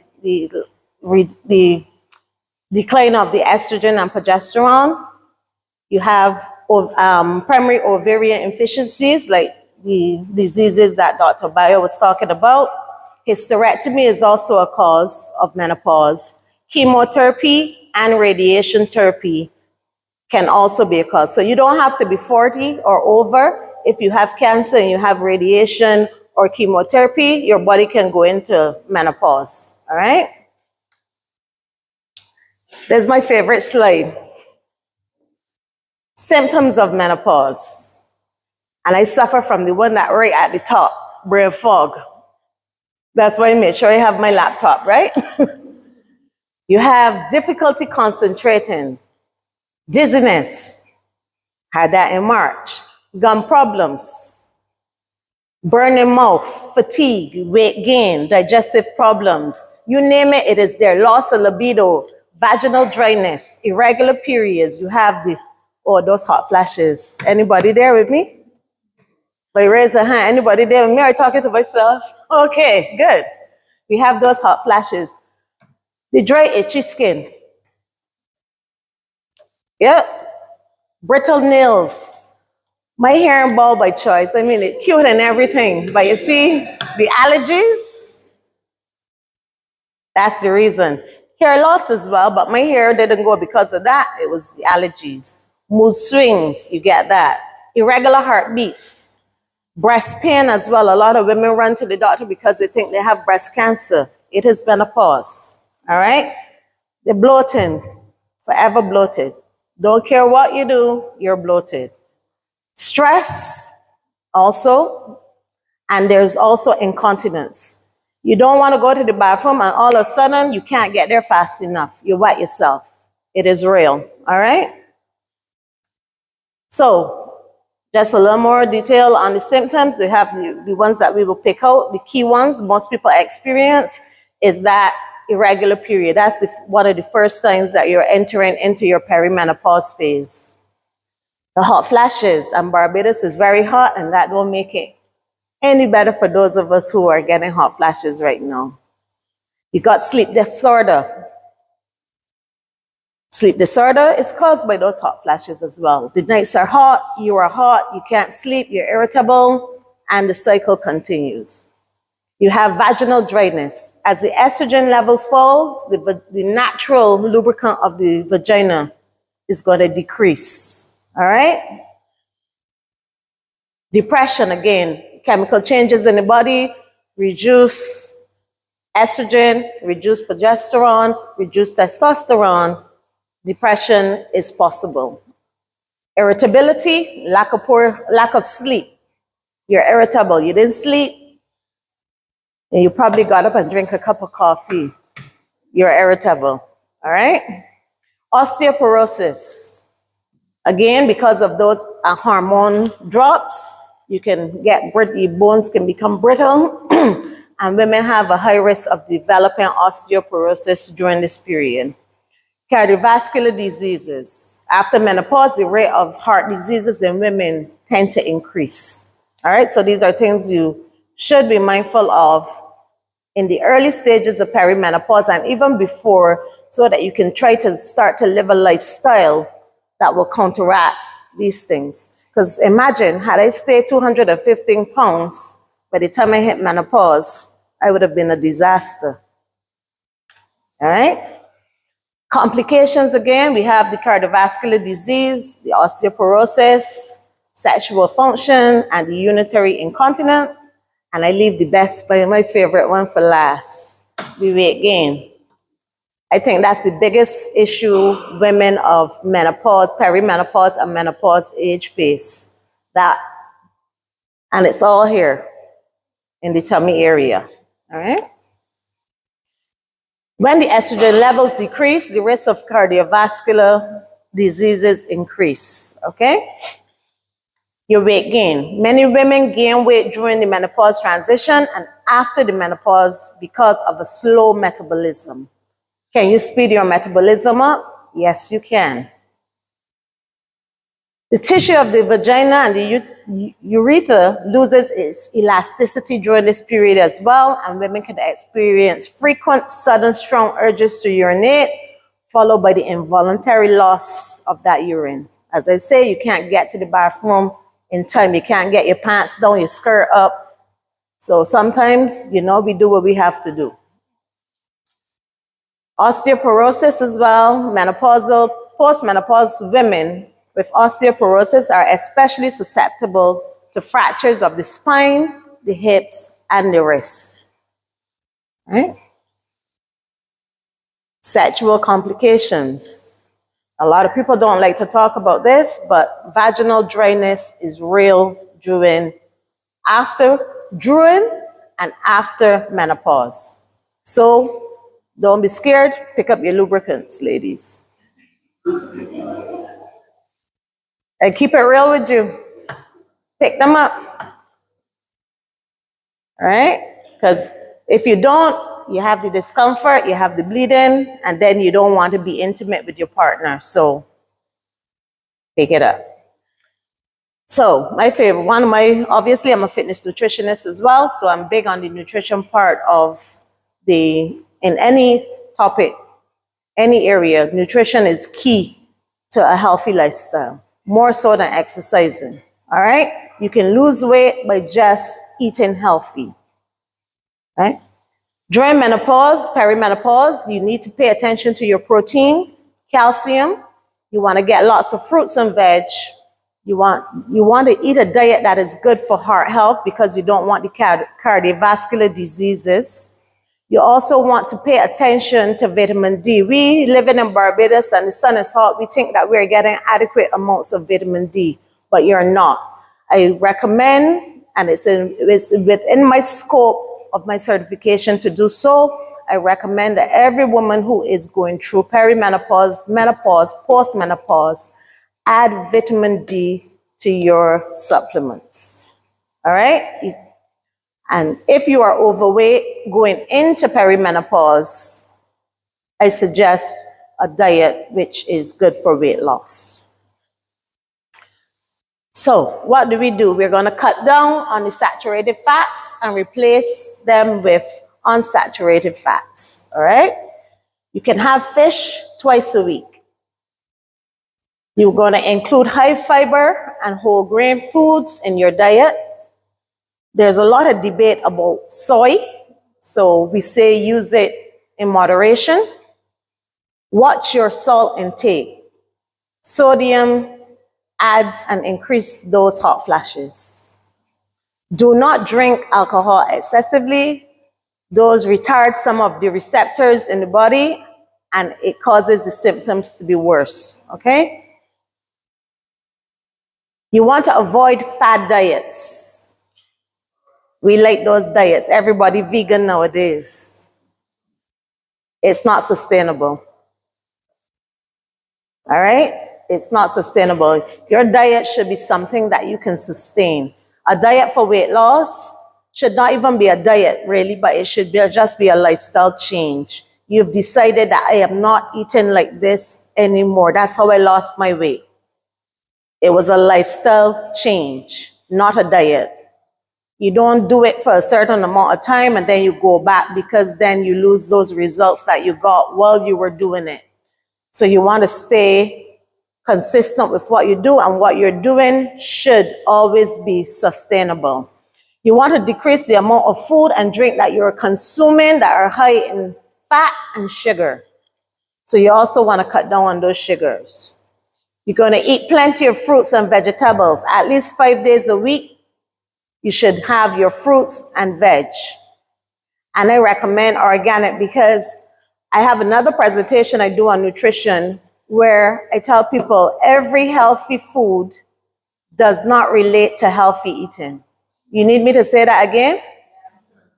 Every healthy food does not translate to healthy eating. For example, how many people like watermelon? Watermelon. Do you know your blood type? Are you A blood type? Okay, good. Well, eat your watermelon. A blood type people, watermelon is a very high mold food, and it causes irritable bowel syndrome in those of A type. So you could be eating healthy because it's watermelon, but it's doing your body no good. All right? So you want to eat healthy and not only eat healthy foods. All right? You're going to boil, steam, grill, poach, bake your food. Don't stay away from the fried foods. You want to stay away from those fried foods. You want to use the lean cut of meat. That's the type of meat you want to have. So you're going to go for that boneless chicken breast. Basically, that's the only part of the chicken I eat, or a thigh. No other part of the chicken I consume. Yeah? You want to have your beans and your pulses. So you can have your black beans, your white beans. You're going to have your lentils, which are your pulses. You're going to include those in your meal. During perimenopause, it is recommended, a plant-based diet is really recommended. But again, a lot of people cannot sustain a full plant-based diet. All right?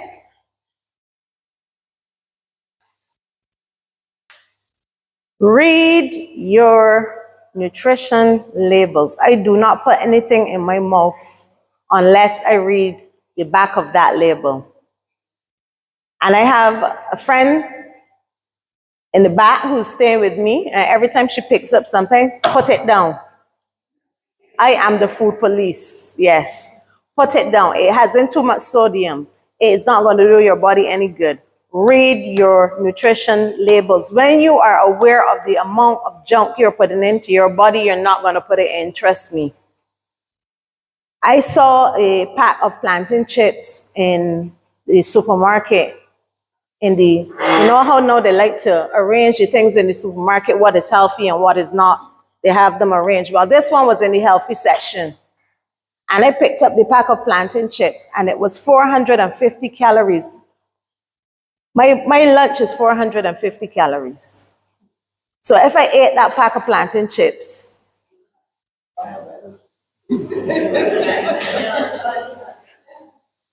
with no nutrients, right? So you want to watch your portion sizes as well. Another thing I do at home, and you can start it, I do not eat out of a plate. I do not eat out of a plate. I have a little bowl, and if my food cannot fit into that bowl, I am not eating it. It must fit into that bowl. A very small bowl, and that is all. We eating ourselves to death. Not only in menopause, but also those who are not of that age, you have to start paying attention to what you eat. Restrict the frequency and portion sizes of high energy snacks. Everybody want an energy bar because they're too tired. Sleep, right? The energy bars, the Red Bulls, all of those things are going to cause your hormone levels to fluctuate. So you want to avoid those high energy snacks and drinks. Water is your best friend. Amen. Can I get another amen? Water is your best friend. It has 0 calories. All right? You want to avoid alcohol. It retards the receptors and causes your symptoms to increase. You want to reduce your salt or avoid salt as much as possible. Spicy foods as well. I noticed that I'm going around the slide, right? Because I'm yet to give up caffeine. I am a coffee baby. I can drink 5-6 cups of coffee comfortable a day. People drink coffee to wake up. I wake up to drink coffee. So I know that is one of the biggies for me, and I'm still working it. I'm down to about 3 cups a day, but I'll get there. All right? So for breakfast, what can we have for breakfast? We're going to have some low-fat milk with 3 something missing. We don't eat spoons. That's cereal and cranberries, as suggested in the bowl. You can have a slice of wholemeal or whole grain bread with some light Philadelphia cream cheese. You can have I like the salmon one. I would have that. You can have your wholemeal bread again, or whole wheat bread with almond butter. Or what I realized recently is Massey has the peanut butter machine, where they're actual peanuts, just peanuts, and you grind it and you get your peanut butter, no additives, no preservatives, nothing. It's just natural peanut butter. A boiled egg with a slice of whole wheat bread, you can have that as well for your breakfast. Mid-morning snack, because you eat 5 times a day, all right? Optimize health, you eat 5 small meals a day is how you should be eating. You can have 2 fruits. You can have an apple, pear, plum, pineapple. That's my favorite. I love pineapple. You can have strawberries, any of those fruits. Have your fruits. Yes, 10 almonds, and you're all looking at me like, 10 almonds? 10 almonds is a serving, all right? No more than 10 almonds is a serving. So when you buy that big pack, don't eat all one time. Read the label and you will realize it will tell you how many servings are in the packet and how many calories per serving.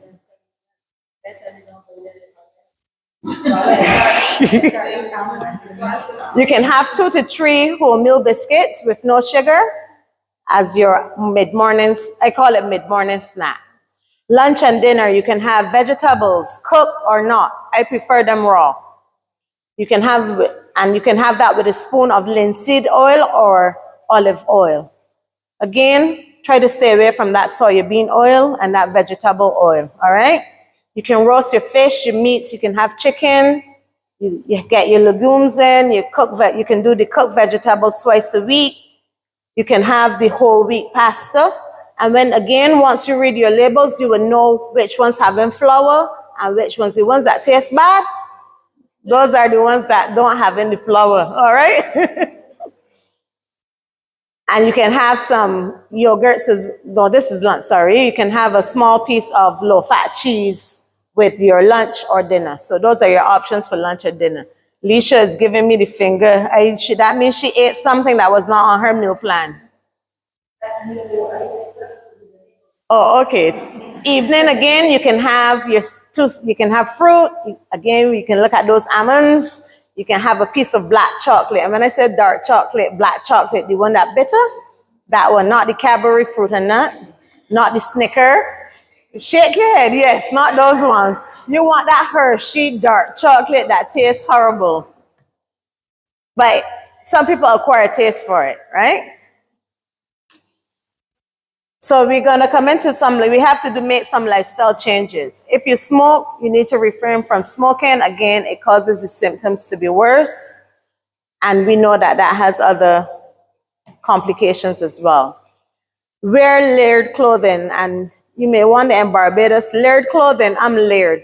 If I have a hot flash, I can easily take off my blazer, cool down, put it back on. If I get cold, I have a sweater in the car that I can put on, because you go from the hot flash into cold sweats. I don't know if anybody who is there is experiencing that. You go from being very, very hot to being very, very cold and standing in the sun. So I was in Dallas in a sweater in the sun because I was cold at points. All right?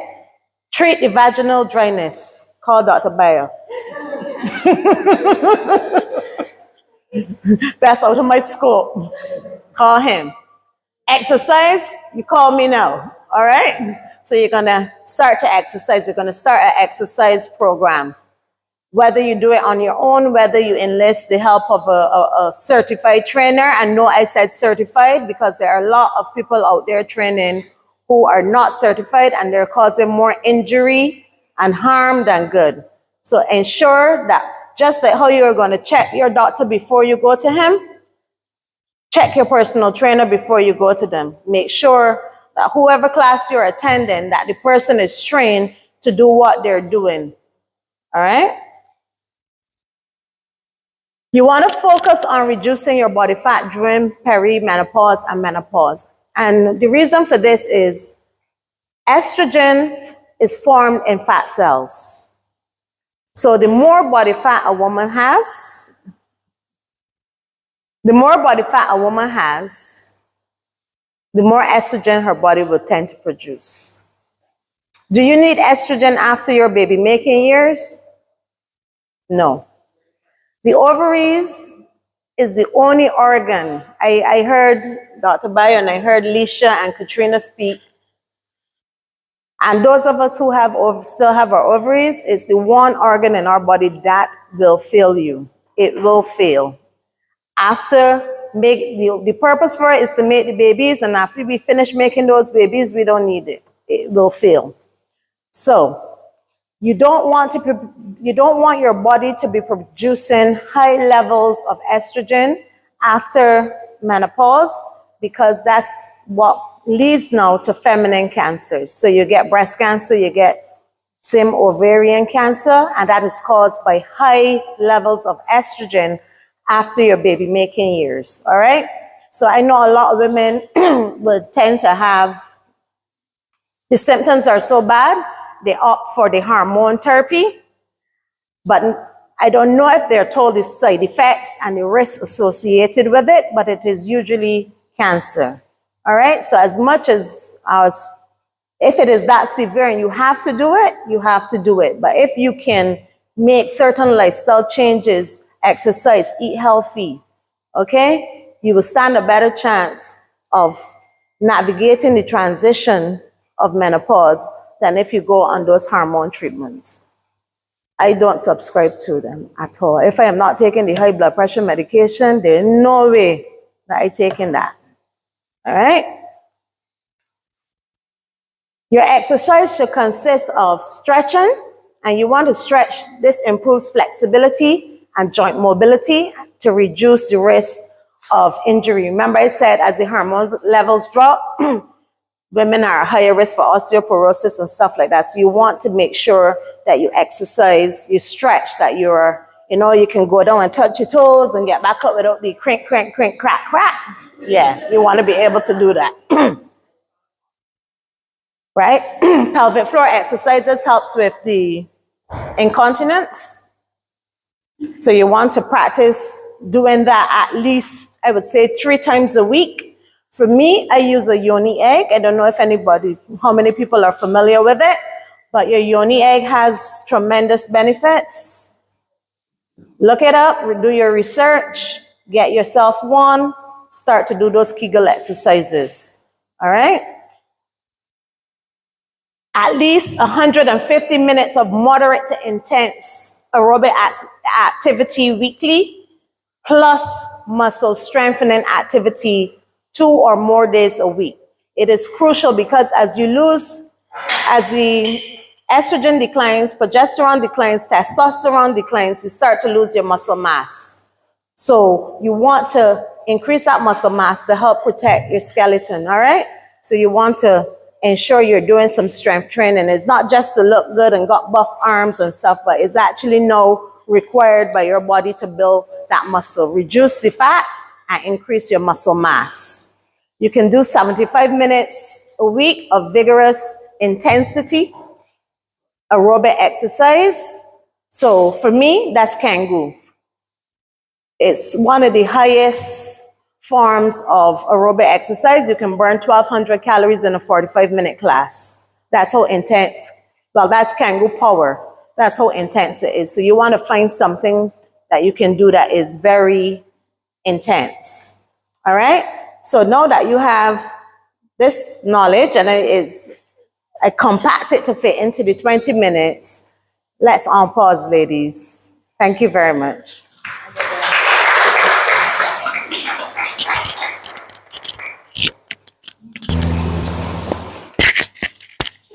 Thank you so much, Shaz. Let me apologize for my presenter that was supposed to bring diabetes. There was a medical emergency, so she can't be here. Okay, so my concern is, after listening to everything that we've went through just now, it's one thing that we greatly neglect. Whether it is because we don't have the time, we're busy, we're working, we're studying, whatever. We make sure that the children are good. We make sure the bills are paid. We make sure sometimes that our hair is done, our nails are done. But we do not take into account our mental wellness. A lot of us are hanging on by a thread, barely making it. But sometimes it's so taboo to speak about mental health. When people hear mental wellness or mental health, they always think that it's synonymous to some person that is in the mental, Don Jenkins in psychiatric hospital. But it is not true. I've known friends that have had mental breaks because they did not take pause. Sometimes the symptoms are there. We realize that we're spiraling out, but we say we're too busy. We gotta make sure children get to school. We gotta make sure that we get to work. We have to make sure everything is done, but we do not take into account our mental stability. When I had my surgery, the psychologist had spoken to me before I had my surgery, and she had made me aware that after having the hysterectomy, it's a great possibility that you would develop mental issues because of the crash of the hormones, where, your body's lacking that estrogen that you had at a high level, is no crash, and you get very emotional very easy. Days after my surgery, I cried a lot for no reason. Couldn't tell you why I was crying. I just lay down in bed crying for hours. Then the fact that I was home alone, the children went to work and school, and me being home alone, the four walls felt they were closing in on me. And against the advice of my doctor, I went back to work because I felt like I could not stay in that bedroom with those four walls closing in on me any longer. I felt like I was spiraling out. And I got up and went back to work. And much pain as I was, because I just needed to be around people again. I needed to be outside of the house. I needed to see others and talk to others and socialize. Me, I'm naturally a sociable person, and for me that was very, very difficult to deal with. Being isolated at home. It was worse than COVID, because with COVID, at least I was isolated at home with others. But after surgery, I was home alone because my daughter had to go to school, my son had to go to work. So on that note, I would like to introduce my next presenter. His name is Ryan Lewis. He is a seasoned mental health nurse with over 23 years of dedicated service. Ryan, this 23 years sounds so... But we was just at Allen School. How we get here already? I feel like the years just zoom by. Anyway, back on track. He has 23 years of dedicated service at the Barbados Psychiatric Hospital, and throughout his extensive career, Ryan has demonstrated unwavering commitment to providing compassionate care and support to individuals facing mental health challenges. In addition to his role as a mental health nurse, Ryan also serves as a mental health officer and advocate, tirelessly working to promote awareness issues within the community. As chairman of the Mental Health Committee at the hospital, he plays a pivotal role in shaping policies and programs aimed at improving mental health services and support systems. Ryan's passion for advocacy and his deep-rooted belief in the importance of eradicating stigma surrounding mental illness have led him to take on the role of program coordinator for the National Anti-Stigma Check My Bias campaign. I don't know, I'm sure you have all seen that floating around on the internet. I see it come up every morning on my WhatsApp. This groundbreaking campaign, launched on March 11, 2024, aimed to challenge stereotypes, foster understanding, and promote acceptance of individuals living with mental health conditions. With his wealth of experience, dedication, and leadership skills, Ryan Lewis continues to be a driving force in the fight for mental health equality and empowerment, leaving an indelible mark on the lives of those he serves and the community at large. Guys, I welcome Ryan.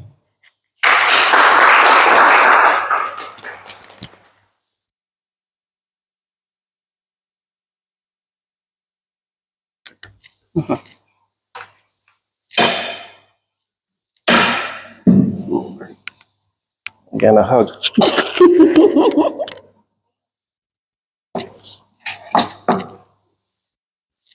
You understand?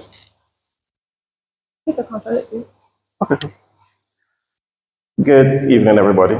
Shut I this see a down. familiar face and acknowledging the presence of the Honorable Minister Davidson Ishmael, Minister in the State of the Health and Wellness. Good evening to everybody. It's a pleasure to come and speak to you. My only challenge is to have this presentation done in women's health, and it's kind of ironic that I speak about women's health being a male. And what is even more concerning is that a lot of times women are there to support men in men's health, but reciprocity is limited based on the attendance here this evening. And that's something that we should need to take close attention to have men present to understand what women go through.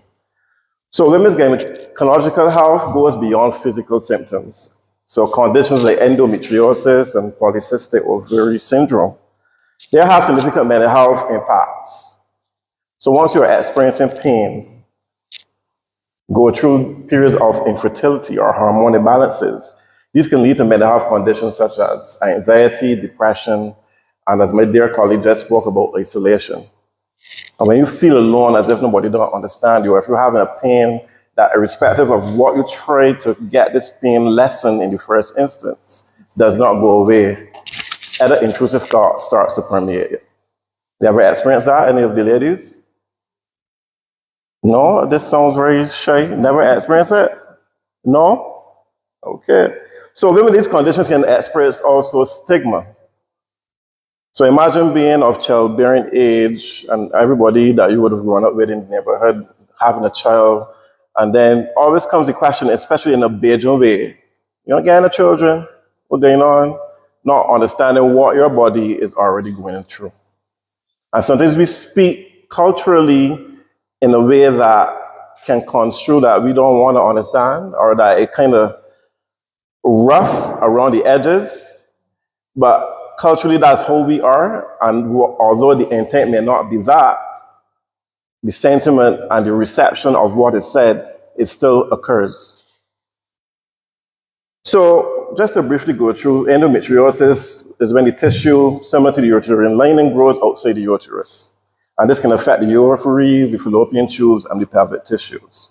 So the key symptoms here is that you get chronic pelvic pain and painful menstruation as a female, or dysmenorrhea, when your period have difficulty, well, either prolonged periods or is very, we should say, you can't quite time it, and it's very, you get these large outflows. The mental health link is that the constant pain and the unpredictability of the symptoms contribute to the emotional distress, leading to feelings of powerlessness and loss of control. As I would have said, all you try to do, things cannot really, you can't get this thing under control. The definition of PCOS is a hormonal disorder in which the ovaries produce excessive androgens, leading to irregular periods and ovarian cysts. And key symptoms in this particular condition is that you have irregular periods, acne, weight gain, excessive hair growth, and infertility. The mental health link is that visible symptoms like weight gain and excessive hair growth, which we call hirsutism, where you see women sometimes with hair on the chest, they have beard and so on, can affect their self-esteem, their image, often resulting in social anxiety and depression as well, because they don't look feminine. They don't feel feminine. And there's nothing like a woman that wants to feel sexy. True? Irrespective of how old you are. You change your slate. So when I speak about mental health, I often ask this question, and I like to use the cognitive behavioral cycle. If anybody asks you what mental health is, tell them these three things that we can all relate as an ordinary citizen: thoughts, feelings and emotions, and behavior. Let me ask a question to put this in context. Would you agree that your thoughts influence your feelings? Yes or no? Would you also agree that your thoughts and your feelings affect how you behave and act? So let's put this into more context. If you have negative thoughts, chances are you're going to have negative feelings and you're going to act negatively. And conversely, if you have positive thoughts, you're going to have positive feelings and act positively. So imagine if you disdain how you look because of hormonal imbalances, or you disdain how you feel on a particular morning because of chronic pain, and all you try to do to get rid of this pain, it persists. It's going to be daunting. You don't feel to do anything. You're going to have lack of energy. You're going to have feelings where you don't feel like a whole being. If you can't tell beer and all your friends and your siblings are having children and you're the only one that is absent from having children, you're going to feel incomplete as being a female. True? And that's going to play on you. Initially, you may throw it off and sweep it under the carpet and use defense mechanisms like, I want a children, yeah, I waiting on the right man, and use other little things. But deep down inside within, there's a story that really wants to get out, that you fear as a female that others will not understand. Because a lot of the things we see health as physical markers, what we can see. But sometimes these conditions do not have an outright physical marker. And then it's far-reaching, it has a more social element, it has an emotional element, and of course it has a psychological element. And a lot of the times we don't pay attention to these things. So when Jane Doe starts or stops going out, often because of how she feels and how she looks, persons may just say, oh, you acting different, well, yeah, and also not understanding the implications of a physical condition having or manifesting mental health deficits. And this really pays attention to the relationship between the body and the mind. And a lot of the times we see mental health as something absent on its own. It does not operate in a silo. These things operate as a system. You will hear Professor Dwayne Devenish speaking about the dimensions of wellness. How many persons feel different when they have money in their pocket from when they don't have money in their pocket? Because you're able to pay barbers like the Powers light bill, you're able to buy groceries to put in the thing. If you have a young child that is a dependent on you and they call and ask for things, or the school or the institution asks for things, and you are able to provide versus being unable to provide, you feel adequate as a parent or inadequate as a parent. True? All these are facets of mental health that we don't underscore, that we think happens separately. Well, in truth, they're all interconnected.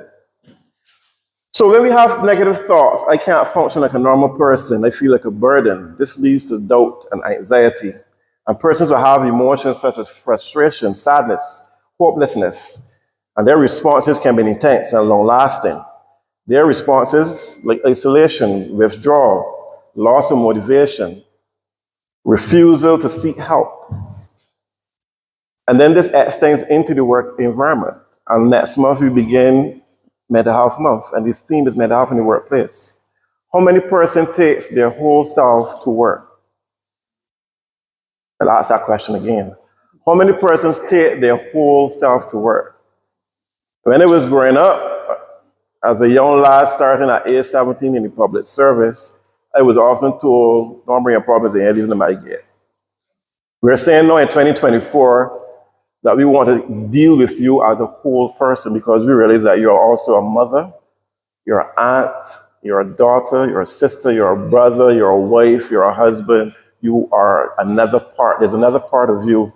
And we can't just look at your talents and your deliverables without acknowledging you as a person.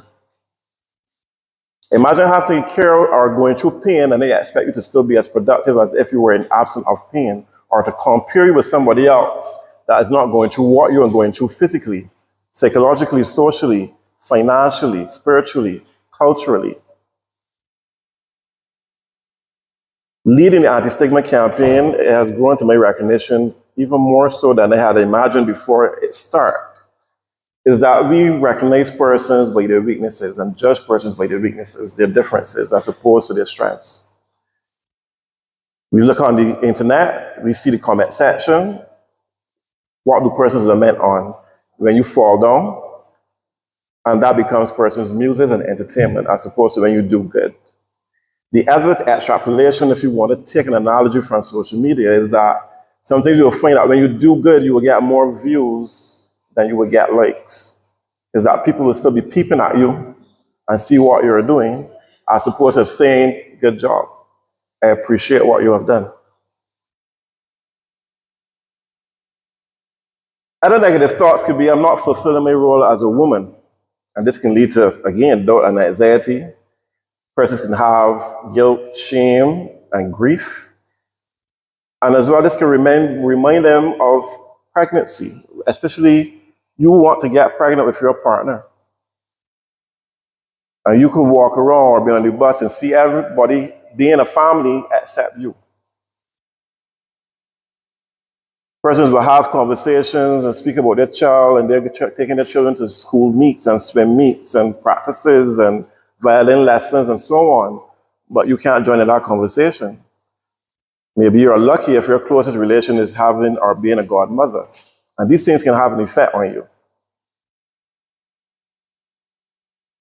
Other thought patterns could be, I'll never be able to lose weight, but because in some of these conditions, we realize that there are physical markers as well.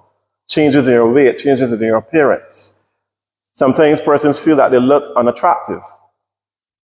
And of course, this will lead to feelings of low self-esteem, shame, and embarrassment. And behavioral responses can be isolation and avoiding being how they dress. Everybody wearing all these, I don't know what the young ladies wearing now, but they wear these tight, nice, well-fitted clothing, but instead you start wearing looser clothing. And people affix how you dress to maybe your social age versus your biological age. So you start looking as if you're being dated, or some person's responses or some person's estimation. And you know that culturally as Bajans, we quick to say what the first thing that comes to our mind. We don't take pauses and say, you know what, if I say that out loud, it may come out different than how it sounds in my head. We just say some things, anything that comes to mind. And these things can further affect your mental health. Going through these same symptoms because of imbalances of hormones and so on, and changes in your body structures, can then play on your ability to regulate your emotions. And this lack of emotion regulation can lead to thoughts of feelings of, I am broken, or that I cannot be fixed. Because this body got a child, this body got a relationship, this body can have sex. Sex for me is painful, so I don't want to have it. So your partner puts stress on you because the guy don't understand. The guy just wants what he wants. He wants sex 2-3 times a week. He doesn't understand the changes that your body is going through. You can't fulfill his sexual desires and his sexual needs. And that further puts you in a mind spin that you can't fulfill your role as a woman, as a relationship partner, as a mother, You can't go to work because of the pain and the crisis that you're experiencing. So when you start to check the dots, you're almost canceling everything that you cannot do. And if we default back to my first definition of this behavioral cycle, that mental health is about thoughts, feelings, and behavior, if you realize that you're not doing nothing or getting anything right, what kind of thoughts you think you're going to be harboring?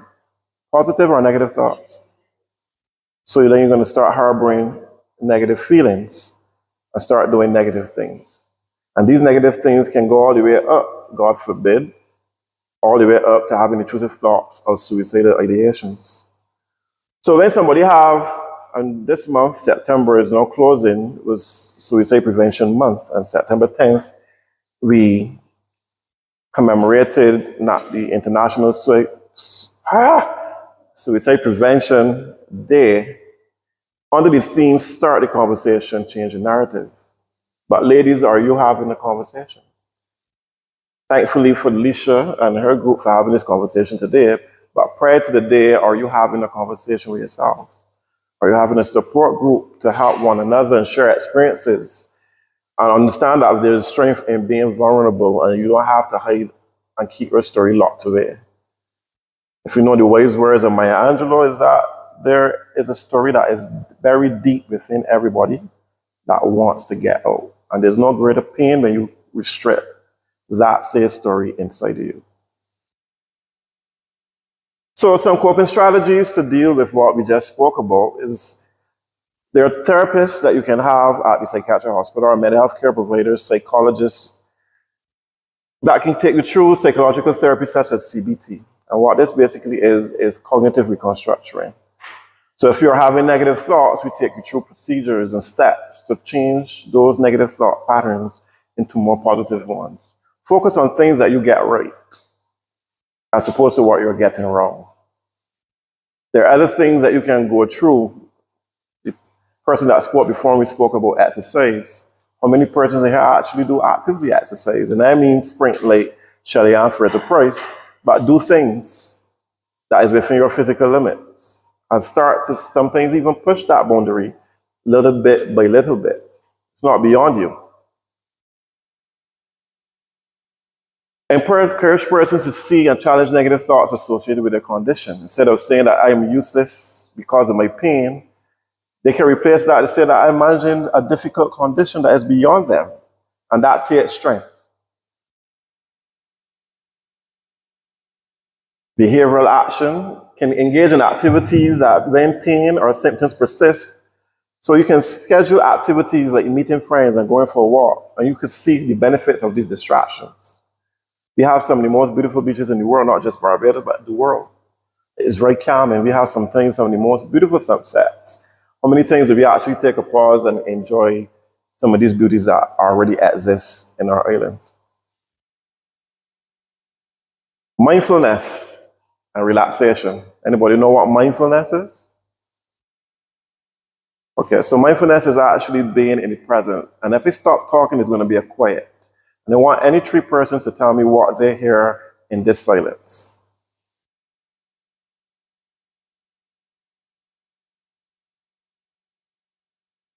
What do you hear? The fan? You heard the fan. What other noises did you hear? Humming of the AC. What do you feel besides the cold of the AC?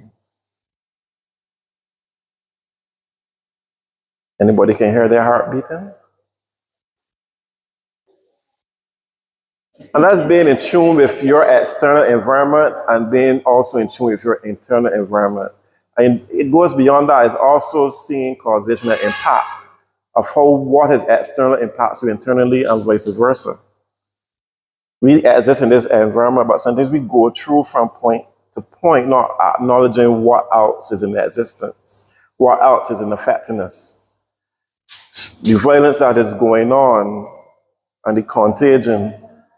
Sometimes we are so polarized by what we see in our diets, our social diets, like on the internet. It's not necessarily what we put in our bodies physically, but what we feed our minds with these scrolling addictions.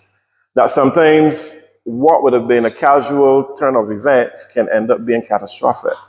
Meaning that because you pay attention to all these violent acts that are going on, what you would have been able to resolve as an individual in the absence of seeing it, you are now polarized to almost be ready to defend yourself for something that does not really warrant a defense. So if I walk and pass this gentleman and I brushed him, or he brushed me, I may take a swing as opposed to say or accept his apologies. So mental health is part of the problem, and when we address violence, we need to address also things like mental health as well. Things like adverse childhood events. Because sometimes we don't understand the trauma that we've been through. COVID was a trauma. But have we debriefed how COVID affected us socially, financially, emotionally, physically, psychologically, educationally, intellectually, culturally? COVID was more than just a silent killer of sorts. It closed borders. It stopped production and productivity, profits. School changed, so they have to have certain manifestations as a consequence. Support networks. Encourage persons like your friends. Start with your friend circles, then extend to your family. And then you can go on to healthcare providers. So the thousands of friends that sometimes we go on Instagram, if they can't be with you in your times of being vulnerable, then you really need to recheck the definition of a friend. And I even dare say a family.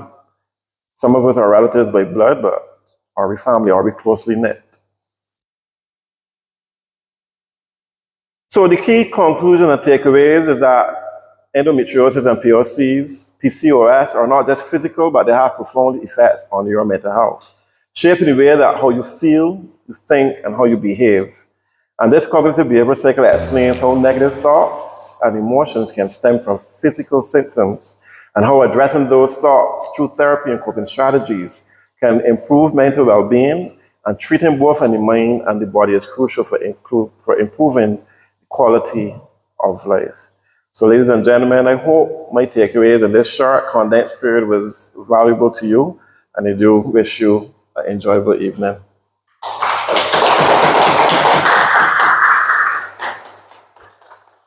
Thank you, Ryan, for that. I am sure that after this, you guys will take pause and reevaluate your situations.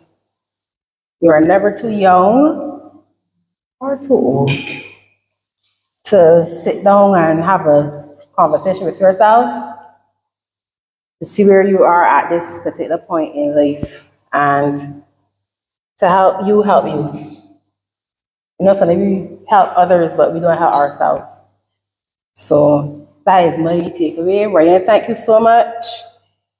I am glad that you highlighted those points because a lot of persons, we are not only suffering physically, we are suffering mentally. Chronic pain is no joke. Okay.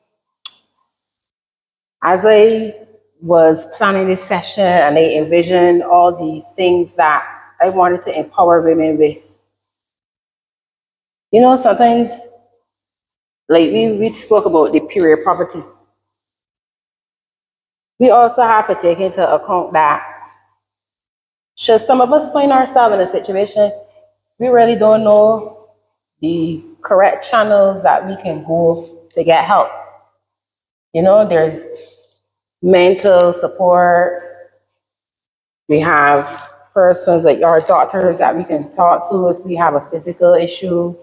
Might have a mental health coach, menopause coach. But how many of us really are aware of social services that are available to us?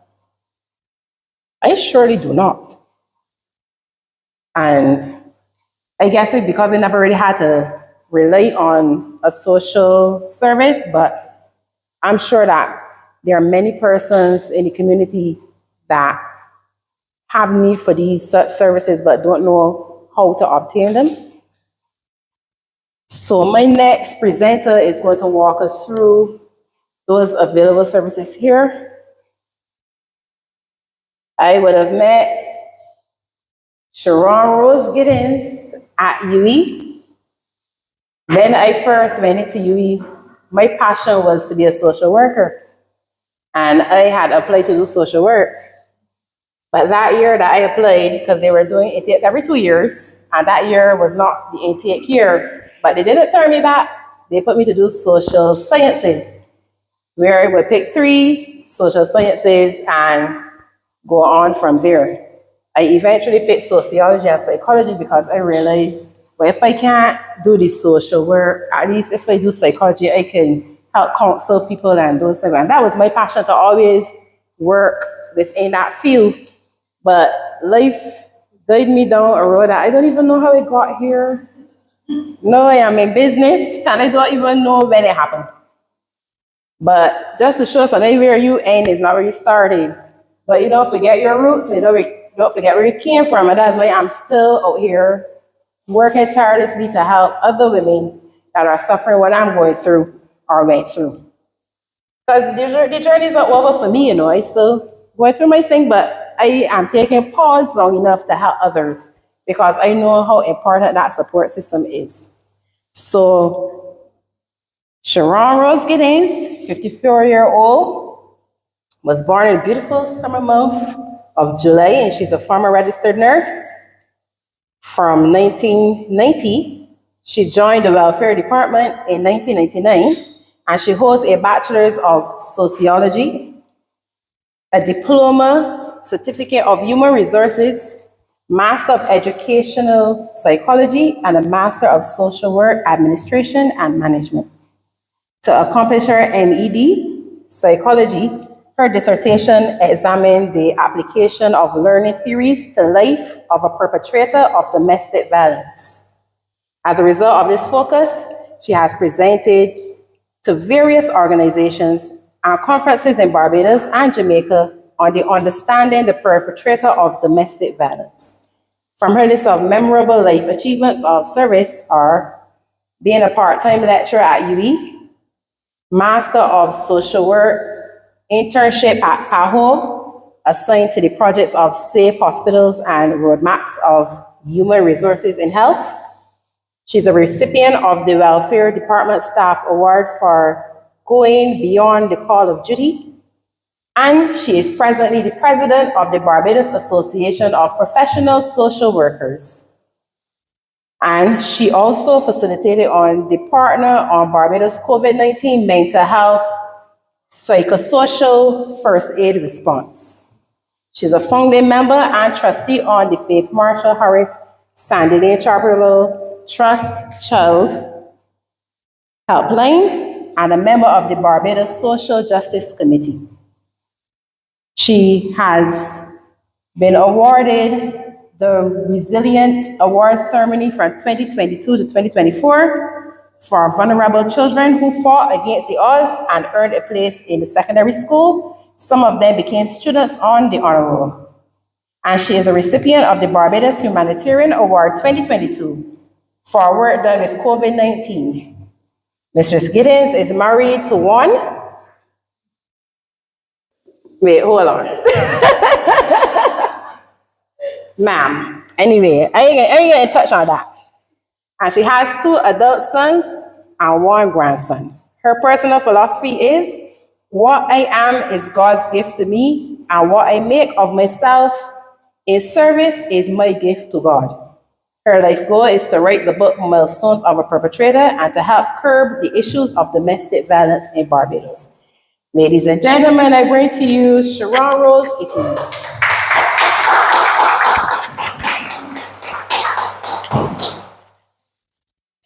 Good night.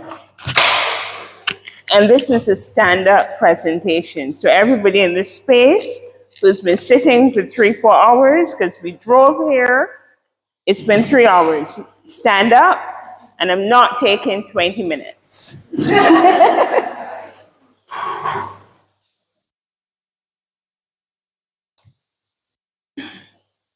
Thank you so much for the invitation. Everybody standing? Lovely.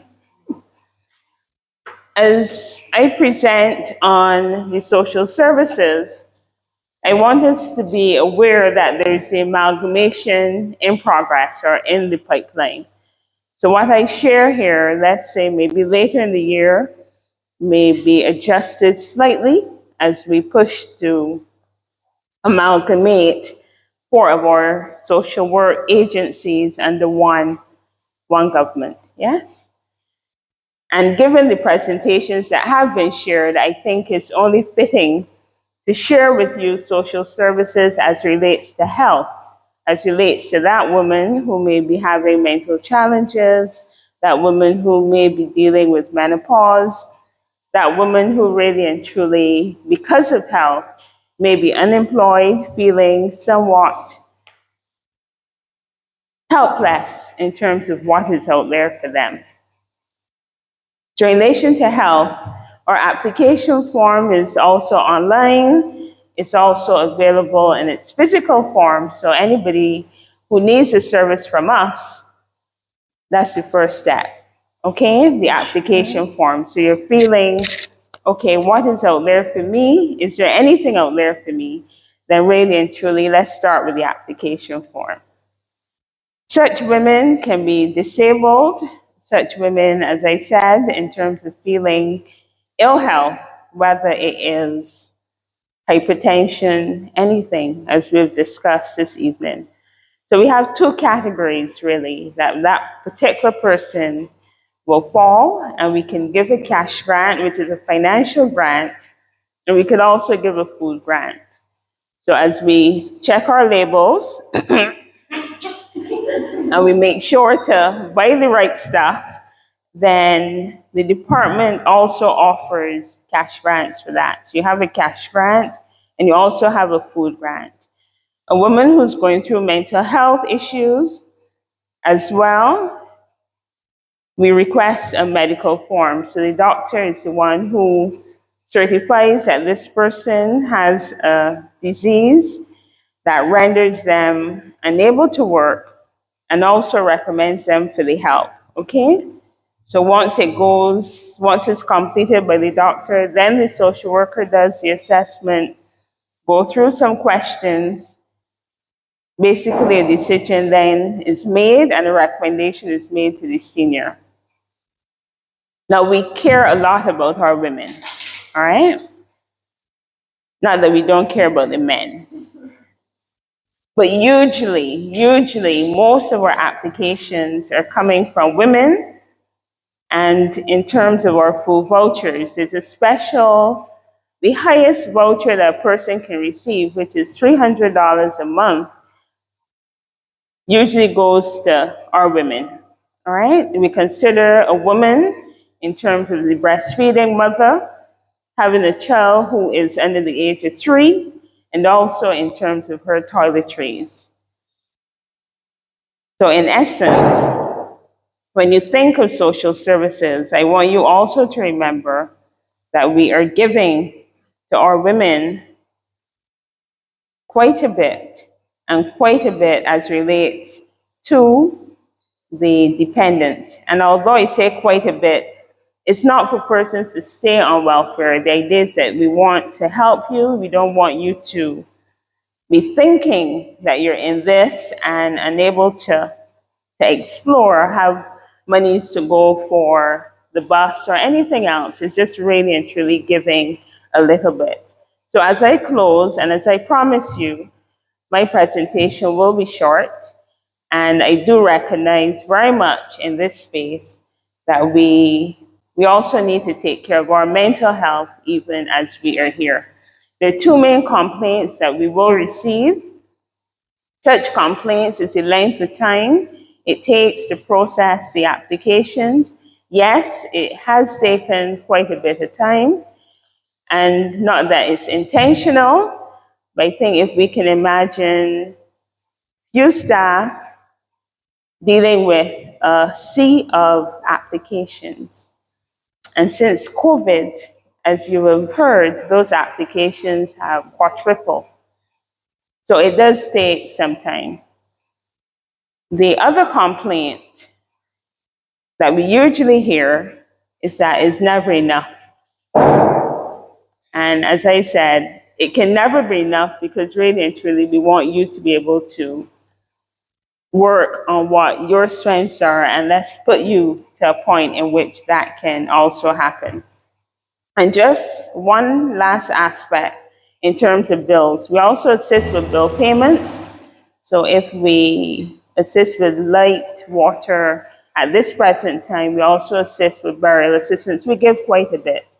But I will end, and if there is room for questions, which I know there'll be room for questions, I'll stay on and I'll be here for questions. But for right now, I just really want to say to you, the social services are here and the social workers are there to do the assessment. Thanks for standing up with me.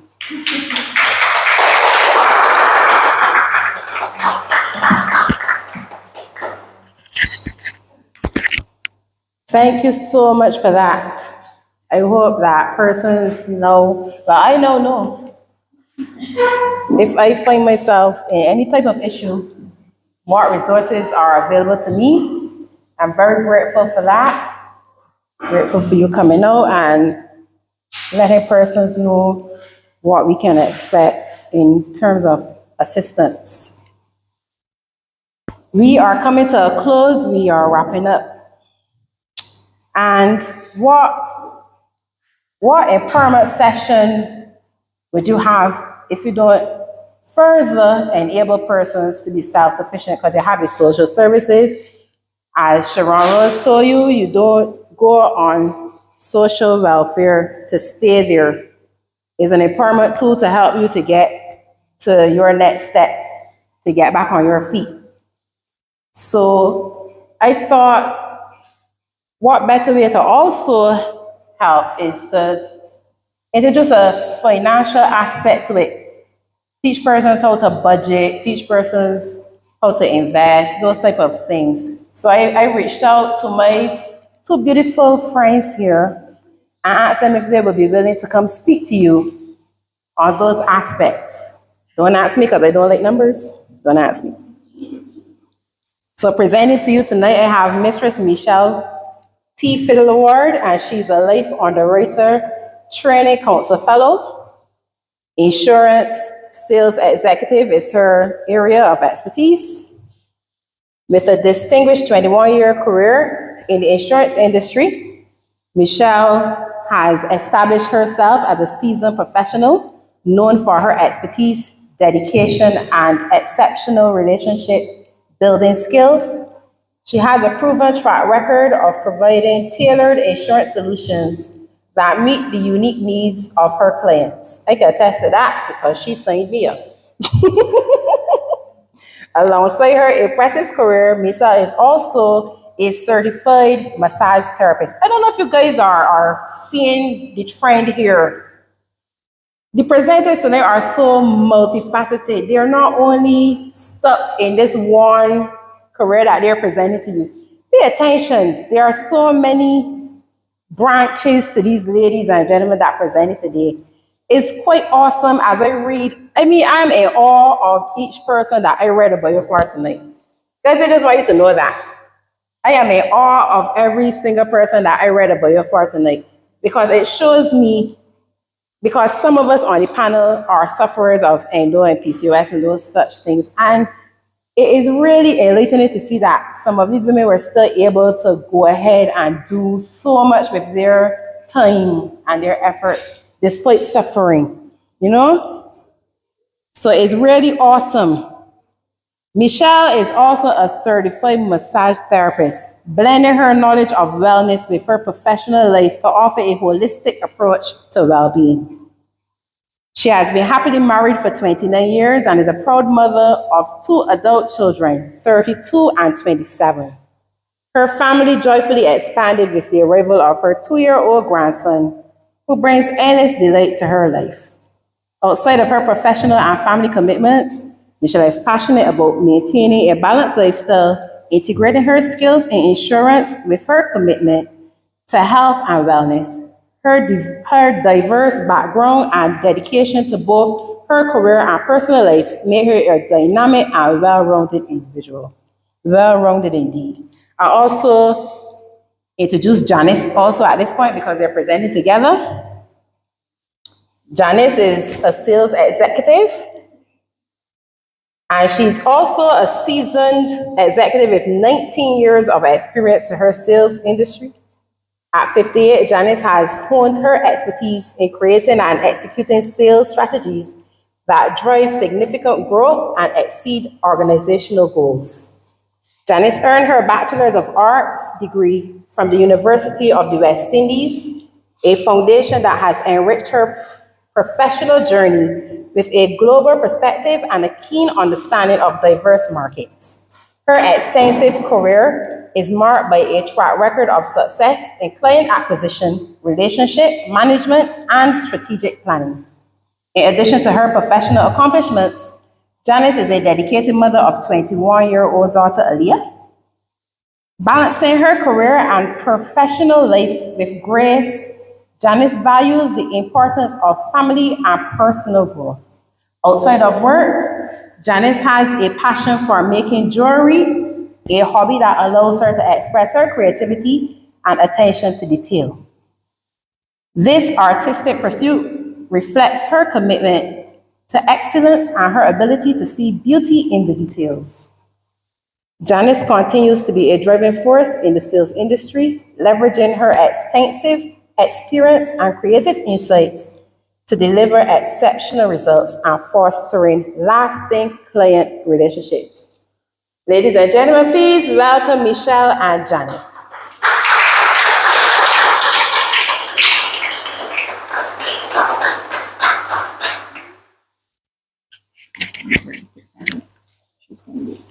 She's going to do the presentation. Thank you, Alicia. Good evening, everyone. I am Laura, and this is my colleague, Ms. Janice Taylor. And this evening, she's basically the one that is going to do the presentation. And our presentation today is finance as it deals with insurance. Thank you, Michelle. I always, when I say this, I remember Moses, and the speaker was Aaron. So Moses presented to Aaron. It's not that she can't speak, it's just that Michelle, well, it's Michelle. Good night, ladies and gentlemen. Thank you for this opportunity that I can speak to you in connection with finance. I just want to ask two basic questions. I mean, the other speakers were phenomenal. Health, wellness, how to menopause, wow. I go in that then. So I'm able now to go and speak to my clients, and I'm able now to tell them the specialist to who to go to. Yeah? So I'm going to ask you two questions. I'm going to bring down, because I know it's getting late, so I'm going to bring down my presentation to, I want to ask you two questions. My first question is, how many of you fail to plan? That's your first question. The second question is, how many of you plan to fail? Yeah? Now, in the Barbados society, we realize that people do not like finances. Their finances are, I pay my light bill, I pay my water bill, and I pay these bills, and then I put it down $10 for my savings. And that's for them finances. Nobody have ever got to the opportunity of going into depth about finances. Finances has three categories. One, personal finance, and corporate finance, public finance. I'm going to skip the other two, and I'm going to talk to you about personal finance, which covers a range of activity, including using or purchasing financial products such as credit cards, insurance, mortgages, and various types of investments. Yeah? That's personal finance. Let's go over now to what is the role of insurance.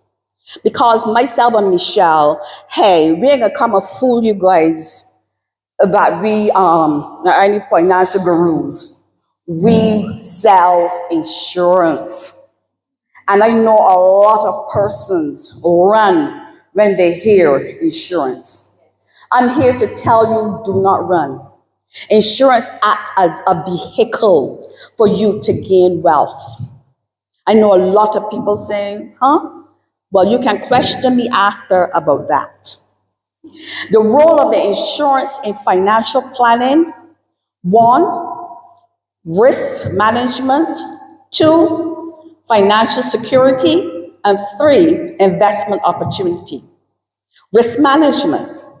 Insurance helps individuals and businesses manage financial risks by providing protection against potential loss. 2, it ensures stability by covering unexpected events, health issues, accidents. I have never heard about, what's call it? What my lady in blue, I have never heard about that. I am so serious. I am shocked. I was like, I know Dr. Bayo, hi. Restoration Ministries. And I was like, Dr. Bayo is a gynecologist. I never knew that. And I'm saying to myself, what's that? Then for my friend to come and talk about mental health, and I was saying to my friend here, Michelle, my boss should have been here. Sorry. Let's go into 3, investment opportunities. Some insurance products includes investment components like whole life or unit link life insurance. A lot of y'all would be like, okay, she's getting over. Well, I'm going to get there now. Let's look at types of insurance and their financial impacts. Again, I'm coming back to this medical big question. Insurance covers medical expenses. It reduces out-of-pocket costs and financial stress. My friend, my lady friend here. So everybody has to think about planning not to fail. Correct? Michelle's baby is called critical illness. And that's a product that she loves. I'm going to go into depth about critical illness because as you all saw here, the different types of, what's called? Never heard about it. Never heard about it. I thank you for this opportunity so that I can know, I am at loss to know that this thing really happens. So I'm going to talk about a critical illness plan that covers the reason why, because I don't know it. A critical illness plan, yeah, it's true. A critical illness plan is a type of insurance policy that provides financial support if you are diagnosed with or any serious illness or condition. Unlike traditional life insurance, which pays out a benefit upon death, a critical illness plan pays out a lump sum or regular payments if you are diagnosed with any of the correct. This plan is a living benefit That's it. Meaning, it pays you and it covers illnesses. You will receive financial support while you're still living. This is particularly useful for covering additional medical costs, lifestyle adjustment, or income losses. A critical illness plan can be an important part of a comprehensive financial plan, especially if you want to safeguard against high costs associated with health condition. So, I'm going down. So, I am saying to you tonight, amidst your mental health, which I know is really, really important, and I'm asking you to take the nurse, he's a nurse, right? Forgive me. And the doctor, please try to, at the back of your mind, bring it forward. That life insurance is not only the car you drive, because a lot of persons are just driving cars. And when you ask them about their life, they say, well, no, I don't have to insure my life. But as you had understand the importance of the illness and the condition, you will know that an insurance plan is there to help you plan not to fail. Thank you, ladies and gentlemen.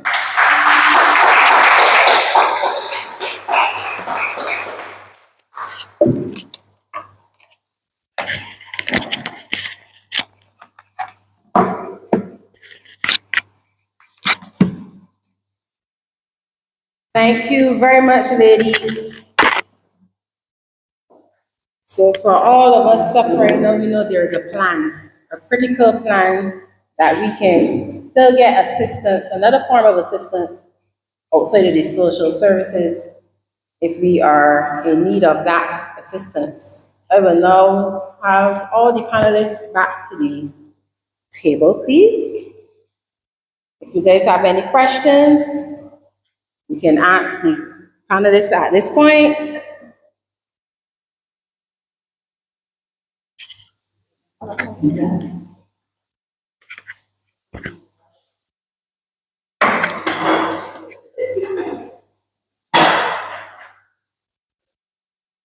Okay, so we are open for any questions that you guys may have at this point.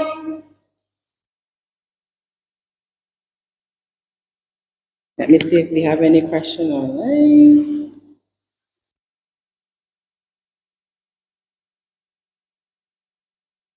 So no questions made that we have some excellent teachers here.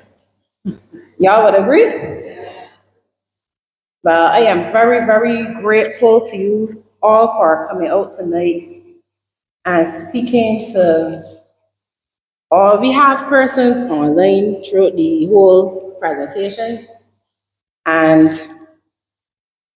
someone said, great teaching, Madam President. I also got a message to Shaz earlier telling you that you were awesome. Yes, someone messaged in earlier and told me to tell you that you were awesome and your presentation was great. Some other person here is saying great teaching on finance. So well done, ladies.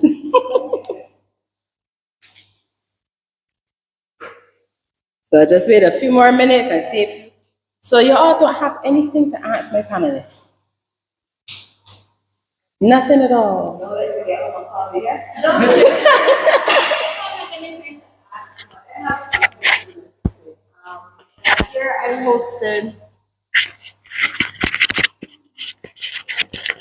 Last year I hosted a expo called the Healthy Living Expo, and it was basically covering health and wellness from home and lifestyle all the way down to gardening.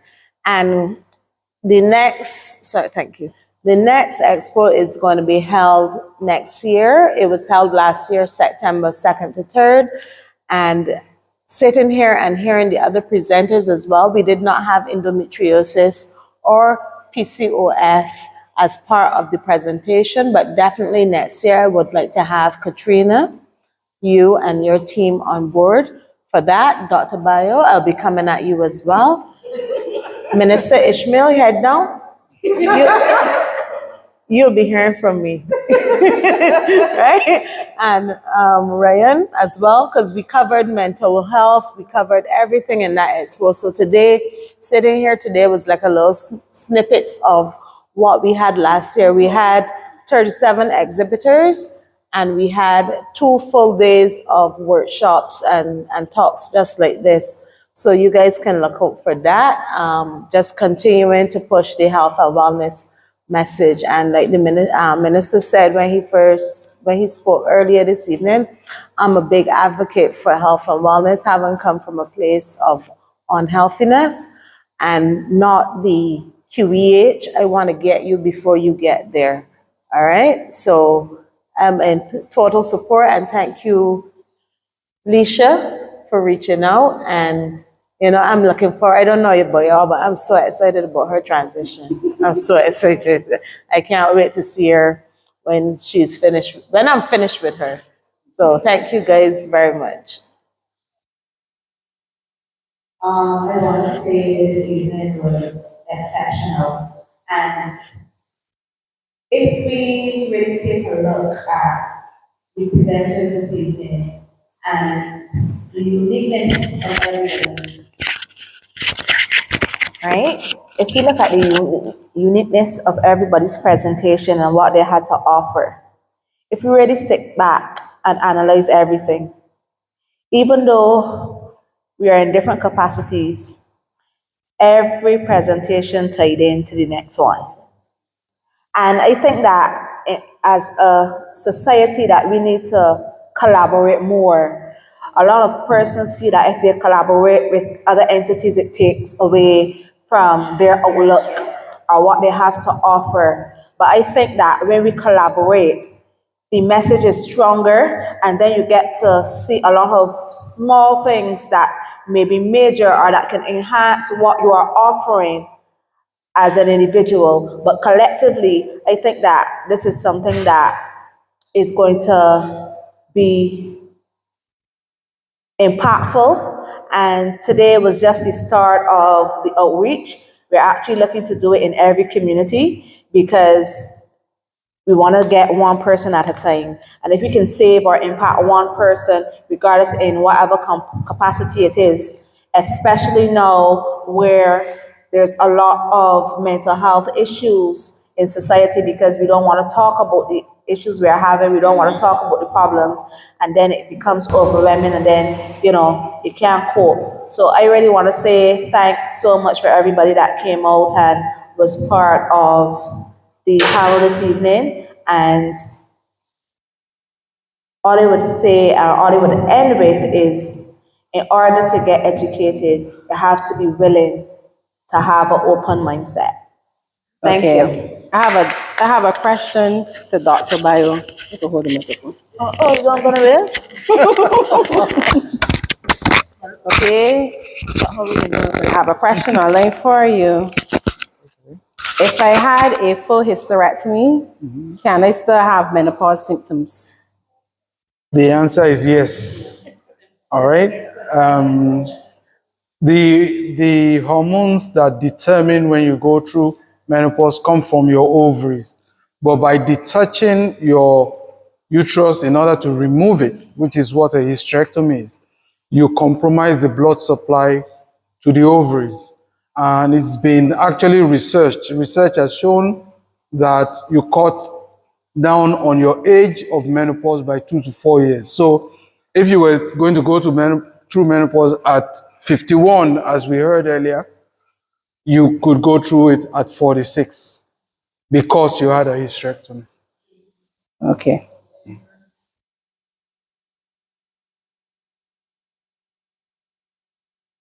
Okay, so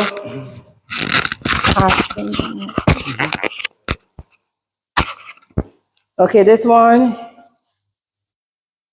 the lady here is saying that she missed which company gave the insurance on critical illness, so just State where you're from, please. Guardian Life of the Caribbean. There you go. Say it louder. Guardian Life of the Caribbean. Okay.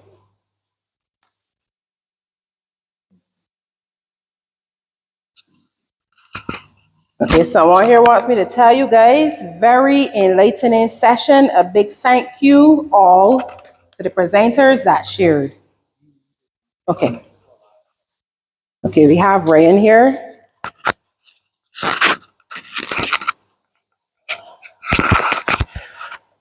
Just want to take the opportunity to thank Alicia and her team for actually considering mental health and actually continuing the conversation that has been started. And I also want to take advantage of the opportunity to both persons that are here, companies, and those that are online, that next month begins Mental Health Month. I would have said this team, it is time to prioritize mental health in the workplace. So even if you're retired, it still speaks to you because mental health matters, and that mental health is health. Let's get that plain, straight, and simple. So we're going to have a whole set of activities that you can benefit from as a public, and you can engage us. October 6th, we have our church service at the Nazarene Church in Comorock. On October 10th, which is International Mental Health Day, we're going to be having a seminar at the QEH Auditorium. On October 11th, and continuing every Friday, we're going to have some lines at the hospital grounds. There's a pastor in the pavilion, so you can come and enjoy, have some fellowship with us. Nobody will grab you or put you in a room. That will never happen. So there's nothing to fear, and actually that's a form of breaking the stigma, just to get comfortable with the environment. Go again? On the 10th, it is 10 to 4. 10 to 4. Flyers will be published. So this is public or? Yes, both. Yes. But you have to register, and the link will be posted shortly with a flyer.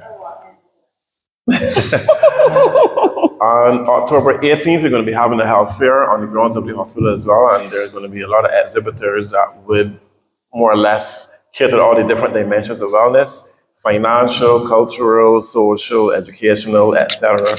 So come on down. There's no entrance fee. Just come and take part, visit the exhibits and so on. I'm sorry I didn't get to some of these guys sooner, but I don't think it's too late. We still have about a couple of weeks to go, so we can still talk if you care to have a stall. Pardon? You're already on board, yes. Yes. On October 20th is my baby event. We're going to be having a fun walk and run. Starting from Calton and A1 supermarket, going all the way down to Golden Square. I have shirts in my car. My daughter can't get in the back seat, nor the trunk. So please, you can get a shirt, maybe a special price, $5 off. Shirts are for $30. It sits beautiful colors: neon, green, blue, red, orange, and pink. So you can get your shirt, support mental health awareness. Even if you don't walk, you come down to enjoy the concert at Golden Square between 6 and 8. And that day is October 20th. So again, you can visit us online across all social media platforms at Psyche Hospital, PSYCHI Hospital. On the 26th is the patient sport, that's an internal event. On 26th is also, the 30th is a patient's concert. Pardon? Yes, I am taking advantage of it. Let's consider reciprocity. But yeah, so the two major public events will be the seminar, the health fair, and the walk. So spread the word and follow us on social media and engage us.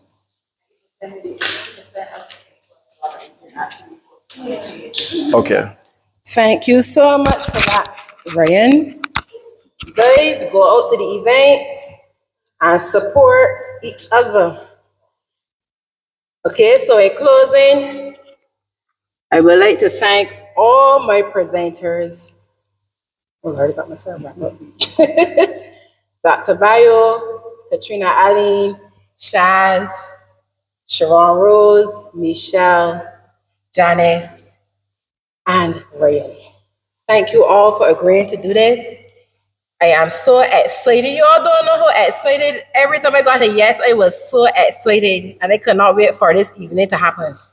I am very pleased with how it went. I am very happy with everything that has transpired. I am hoping that this is not a one-off. I'm hoping that we can keep this group going and take this across the island of Barbados into other communities. So you can put the word out there. I am willing, I am able, I would like to start a women's support group, especially in my community, that we can keep this information rolling all the time for persons that really need to hear what's going on. And I would also like the men to come out and get involved. Yes, that's my next, that's my next idea to get. This was a women's empowerment session, but I also want to have males come out at some of the events. I will be catering information geared towards men, teaching them how to support us, because we need their support as well. So thank you all for coming out this evening. You were very patient with us. I am glad that you are here. Thank you guys online. Thank you for being here as well. Thank you for your questions. Thank you for your enlightening and encouraging comments. It was wonderful. I'm smiling all the time. My cheeks hurt. And thank you, Mr. Ishmael, for coming out and supporting our cause as Minister in Health Industry. I know that, I guess this is touching to you this evening to see what we're doing here, because I know you're a big supporter of this type of activity. And I am very grateful for you for being here and lending your voice. I'm grateful to everyone. So please get home safely as you leave. Those online, you aren't going anywhere, but enjoy the rest of your night and get some rest and take care of your mental health. And that's it for tonight. Thank you.